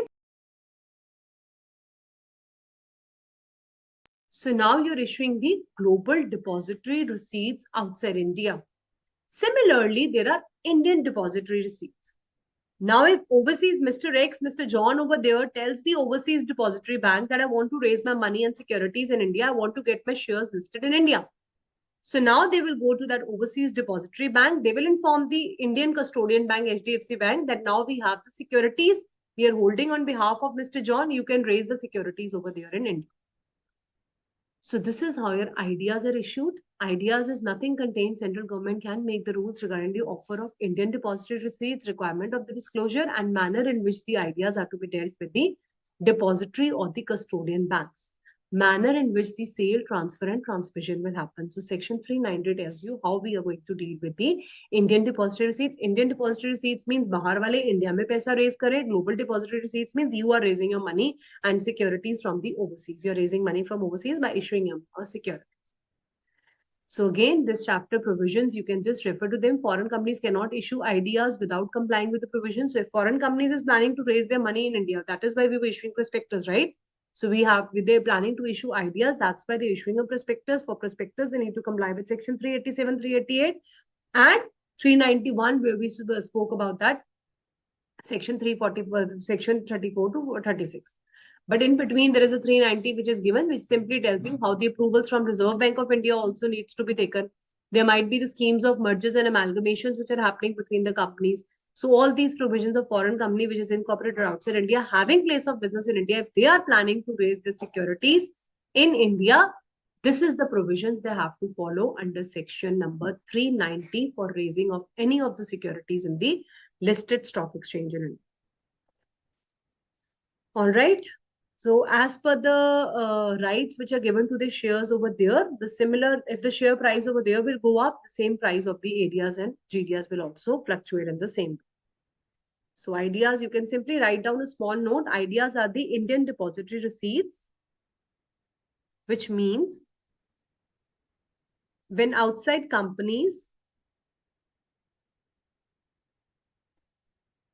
which means when outside companies raising funds from India. Means when company incorporated outside India is raising funds from India. So far, Standard Chartered has raised funds from India in the form of IDRs. So far, only one company, that is Standard Chartered, has raised funds from India in the form of IDRs. So in your simpler language, you can write down when Indian company wants to raise its shares to the foreign investors, then we issue GDRs, and when outsiders want to raise their funds from India, they issue IDRs. All right. So with this, Khushbu wants me to repeat. So Khushbu, Indian depository receipts are made you write down. Company incorporated outside India is trying to raise funds from India. So far, only Standard Chartered has raised funds from India in the form of IDRs. It is somewhere written in your study also. Just as a brief note, I wanted you all to write down. With this, we come to completion of your syllabus of foreign companies. Exemptions also we have discussed. So now we are just going to, if you have any doubts, I'm here for 5-6 minutes more. But very well in time, we have completed the syllabus. So that's nice. Now let us see few of the descriptive questions, children. Whenever you're doing any chapter, see so much effort institute is making for you. 5 to 6 descriptive questions. अगर आप chapter पढ़कर यही वाले questions handwritten practice कर लो ना, you will never ever forget it. I can challenge you upon that you will never ever forget it because it becomes so simpler, and once it has been fed over here now, you never forget. So please do revise whatever you are doing, children. Keep revising, keep doing writing practice as much as possible. Okay. All right, Khushbu, Kavita, I hope no doubts, children. If you have any doubts, you can ask your doubts. Otherwise, we'll proceed towards the descriptive question discussion. Anyone wants to ask anything, feel free to raise your hands, ask questions, children. Whatever you want to ask. No questions, no doubts, ma'am. So excellent. That's great. If you don't have any doubts, means you have understood it clearly. That's nice. Om Krishnam, Khushbu, Bhumika. Thank you so much, children. Explanation of Memorandum of Association, Rajat Thakkar is asking. So explanation of MOA means that whatever details MOA and AOA that we use over here, where foreign companies also getting itself registered with ROC, they also need to give the detailed explanation of whatever chartered document child they're using over there. They have to give the detailed explanation of the same. All right, Rajat. Now, ABC Limited is a foreign company having its principal place of business in Kolkata, West Bengal, is required to deliver various documents to ROC. You're required to state whether the company will, where the said company will deliver such documents. Such an interesting question. So they have opened up the company in West Bengal. They shall go to Kolkata's ROC. Please tell me, children, to which ROC they need to go. Very good. Ritu, for underwriting agreement, you can refer to my detailed lecture of prospectus where I have explained you in detail. Basically, it is an agreement arrangement made with the third parties intermediaries who try to sell your securities to the people over there. Okay. Yes, New Delhi. Yes, Swati is saying I remembered my fault, which I earlier made. So that's good. Now you remember all of you. Registered Office of New Delhi is the correct answer. If foreign company does not deliver its documents to the ROC under 380, what penalty can be charged? Oh my God, such an interesting question. So what will be the penalty if you have not complied with section 380? So we have just done the penalty, children. 1 lakh to 3 lakh will be the maximum penalty for the company, which makes 10 to 50,000 per day and 25,000 to 5 lakh. Is that clear? Let us do one more question. DEJY is a company incorporated in Singapore and it wants to open a branch office in Mumbai. You are a practicing chartered accountant, have been appointed as the liaison officer for compliance of legal formalities. Whether the branch office will be considered as a company incorporated outside India? Tell me.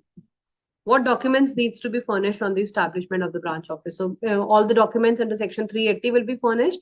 And the opening of branch office is what, children? It is having a place of business in India. It will be considered as a foreign company. So branch office is reflection of the parent company. Branch office incorporated are considered as place of business for conducting business activity in India. Therefore, they need to comply with the provisions of Companies Act 2013. And these are the 7 documents that you need to submit if you are a company incorporated outside India having a place of business in India. ठीक है बेटा 380 सारा section आ जाएगा इसमें. Let us take another question. Examine whether the following are foreign companies. Redstone Limited was incorporated in Singapore. Board meetings are being held and executed business decisions in India. Can we say Redstone is foreign company? Yes or no? Just because meetings are being held, it is not a foreign company. Very good. Zen Limited, registered in Dubai, has installed its main server in Dubai for maintaining office automation and cloud computing for its clients in India. Is Zen Limited a foreign company? Yes or no? Yes, absolutely correct. It's a foreign company. Why? Because you're acting through the electronic mode. Somebody has unmuted themselves, children. Keep yourself on mute. If you want to ask something, you can raise hands.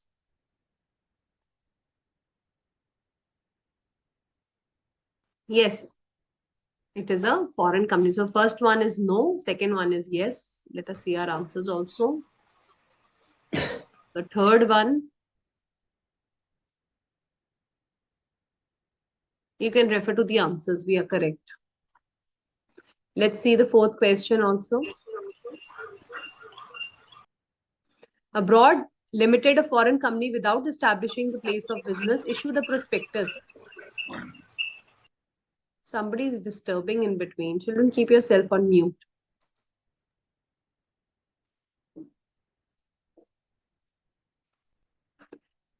Without establishing a place, it proposes to issue prospectus. Advice on the procedure. Can you issue the prospectus? You have to be a foreign company only if you can incorporate outside India having a place of business in India. So you have to tell them, even if you don't have a place of business in India, you're conducting any business activity in India, then you will be considered as foreign company. Then only you need to require to comply with the procedure of section 387 and 399. All right. If you're not having any place of business, you're not conducting any business activity, then you're just a body corp. Jackson in Germany. I think there's some problem. Yes, Bhumika, correct answer. Someone wants to ask, you can raise your hands, children. So if it is in German language, what documents you have to comply with the translation, certify has to be done, and how the certification needs to be signed. They have given it in the answer. Please read it out. A company registered in Singapore started its business. The company has submitted all the required documents. Now it has shifted its principal. So FC2 form has to be given of all the change in the office addresses. Translation has to be done. Translation needs to be certified. Who is going to sign the certified documents? Refer to that answer number 5. They have given it in detail. And for the last answer, you have to submit within 30 days to the ROC. You have to tell them if any place of business has been changed. All right, children. So we are on time. And yes, advocate, certified by the advocate. Yes, absolutely correct, Anushka. So, well, within time, we have done all the descriptive questions also. I hope you all enjoyed the session. And please revise it, children, and complete your task. Thank you so much for being a good audience and for the interactive session that all of you have done. Thank you so much. Thank you, Ritu. Thank you, Khushbu. Thank you, Om Krishna. Dear Archana, I hope you were able to join it now. Thank you so much. Thank you, Swati. Thank you, all of you children. Yes, sir. It's okay.